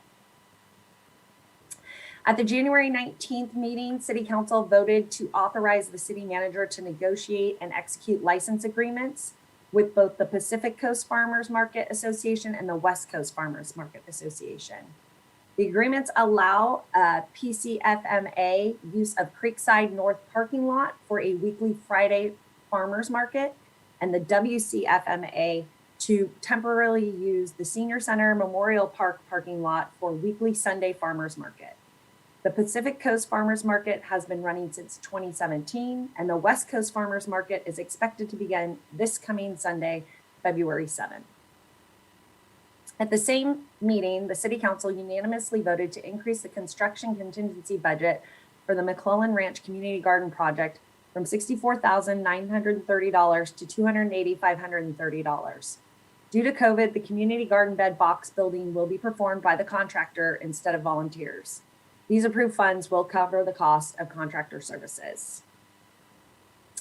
Cupertino hosted the third course of the Infantino series, Making Good Money Decisions, on Sunday, January 24th. A total of 57 participants registered. We would like to share a final reminder that the entries for the Drafting Cupertino's Future essay contest are due Wednesday, February 10th.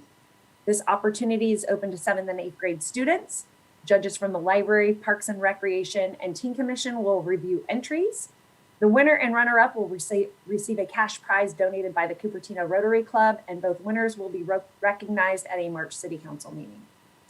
And the Cupertino Youth Activity Board will be partnering with the city of Campbell and Saratoga's youth commissions on a Kindness Week initiative. The program will take place the week of February 15th to 19th, where the three groups will be sharing kindness initiatives on social media and encouraging their communities to be kind to others and themselves by bringing awareness to the importance of self-care. Just wanted to let you know we're offering a few new classes and programs. The first is an activity box, which includes activities and crafts that are mailed to you for an at-home camp experience. We also have a new beading class, which is a virtual program to develop your beading skills and be able to practice with friends. And then finally, a Chinese calligraphy to learn the artistic writing style in a virtual setting. You can register for these at reg4rec.org. Sorry. The virtual recreation website has been updated to now include weekly themed ideas, activities, and programs. Just wanted to let you know this week's theme is Sunday's Big Game. And the website to visit for that is cupertino.org/virtual recreation. And that is all I have for you. Thank you. Are there any questions for Commissioner Director McGreeny? Okay. Commissioners, any updates? Commissioner Tambe. Awesome. So I met with our director and Whitney, as well as Daniel Mestizo, regarding the Kennedy Middle School Leadership's project to create connectivity and eliminate social isolation within the city. So we're going to move forward on that, and the winners of that, or the top three, I think it was, are going to have an opportunity, should we choose to present to the Teen Commission for potential inclusion in the Teen Commission's plans for the upcoming year, which is really exciting. I am also going to be helping judge the essay contest for the that the Teen Commission is putting together on how to make Cupertino better, which is really exciting to see what the next generation is going to be writing about. Not just, you know, us with our perspectives, but making sure that we're bringing in the next generation as well.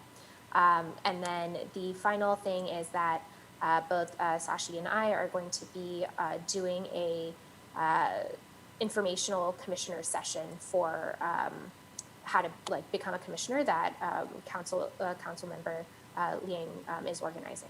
So that's going to happen on the 12th. I think everybody got an email, but we're going to be doing that on the 12th together, representing the Parks and Recreations Commission. And then the only question I did have was the mayor's meeting. I hope I didn't miss an email. I have been checking regularly, but I just wanted to check in on that too.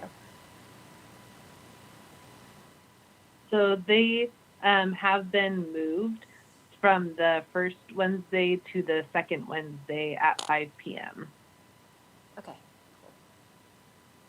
I believe that I am signed up for. I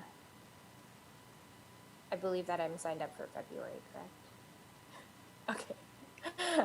I'll have to triple check, but when they send out that the request, I go through the minutes and I'll provide them with the correct commissioner, and I'll let you know. And then whoever is assigned, if it is you, they'll send you the Zoom link. Okay, and that would be for February 10th, because that's the second Wednesday, right?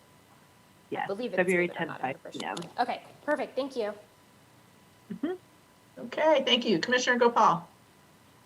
Yeah, thank you. I don't have anything to report, but to thank. And I think thank you for the fellow commissioners, and especially Whitney and Dr. Jovan. They must be really celebrating tonight.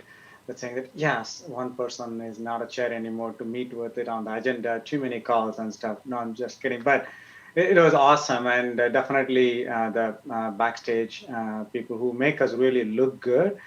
Every time when you do live or on the video, especially at home, they make it great. So Pete, Michelle on the video control room, all of them, because it's awesome. So thank you. And I think I should be the only chair who attended every part of it on remote. And I wish the current chair to get back to the beautiful dais and sit there and do it. But I think that should be the one. So I still take that credit of just doing it all in all, just remote. So thank you. Thanks for everyone and the staff. I really enjoyed it. So I'm not just going to sit and watch the rest of the play. So congrats again to the chair, Stanek, and the vice chair, Shu. So thank you. Yes, so thank you. Okay. Do we need to talk about the other mayor's meeting, or should we go on to the future agenda setting? Let's move on to the future agenda setting. And what I'd like to do is bring up the work program that we have, and I think so we can take a look at that.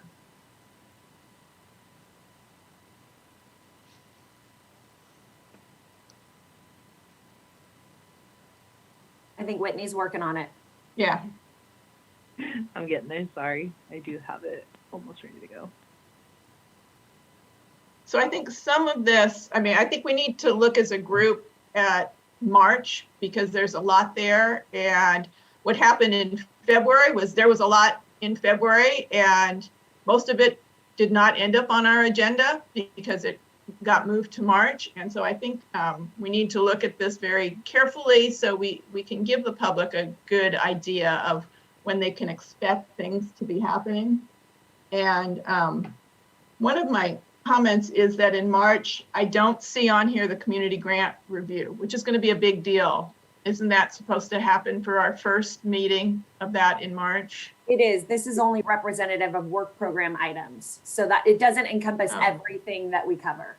Okay, so what I think we need to have on here is everything we expect to be doing. So I guess my definition of work program is maybe different. I'm looking at this as a roadmap of what are we going to be talking about in each of our meetings, so that we are prepared and thinking about what are the things that we're going to be addressing in the next meeting. And so you say work program, those are the things that are on the city work program, but there's other things that we are doing. So if we look at this, we need to be realistic about what we can do, especially knowing that we're also going to be looking at the first pass of the community grant. Now that will be our opportunity for the public for the grant groups to be presenting their case and for us to be asking questions. There won't be time for discussion about those because then we'll take them and rank them for the following meeting. But it is a pretty meaty piece. Yeah, that is on the annual schedule. So there's 3 documents attached to the future agenda setting. We can do, the grant funding is on there for March and April. Also the commission work program, that is also on there. So there is a lot of stuff that we will have to determine what will be punted to the April meeting for sure. Yeah, so I think what I'd like to do is see one consolidated list of things that we expect to be addressing. And the other thing is I noticed that this only goes out to June right now. And at some point, we're going to need to be extending it. We used to have it go out for the whole year. Even if there was nothing on the latter months, at least we would have visibility and say, oh, let's put that out in such and such a month. And we would have like placeholders. No, I get that. Yeah, I think the reason we waited on that is because we didn't know if there would be new work program items, so that we didn't start to put that together until we know what the new work program items are. But I totally understand we can add those as they come. So we can work on this item together. Okay. So looking at March, do we have a sense right now of which of these things will not be there?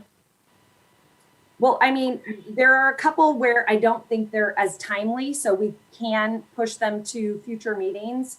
The DOLA proposed sites, again, the trial isn't near over yet, so that could be further down the line, as well as community gardens. We may have some information to provide you, but again, we're still at the infantile stages of that. And we have your feedback, and then we could talk about next steps. The work program dashboard, again, I know that's something that we want to pursue, but I don't know if we need to do that at the next meeting. I don't know if the playground replacement design elements will be back in time. These are all kind of moving targets. We will have a quarterly update for the work program. We most likely will not have the athletic field use policy feedback, and we will have the strategic plan final meeting. So there's a couple of ones that are just not moving as quickly as we had hoped. Okay, so the things that we know we'll be discussing will be the community grants. Yes. And the strategic plan, right, which we will have already reviewed all 18 of the parks. And then, so that's going to be sort of the tough one of how much money is there and where do we draw the line? What gets above the line and what gets below the line? Right. And so are there any comments of other things that you think we need to be doing in March? Other than that, I'll plan to get together with Director Greeny and we'll work out what this should look like for the next couple of months and bring it back. Everybody's tired. I think that sounds good. Okay. Okay, good.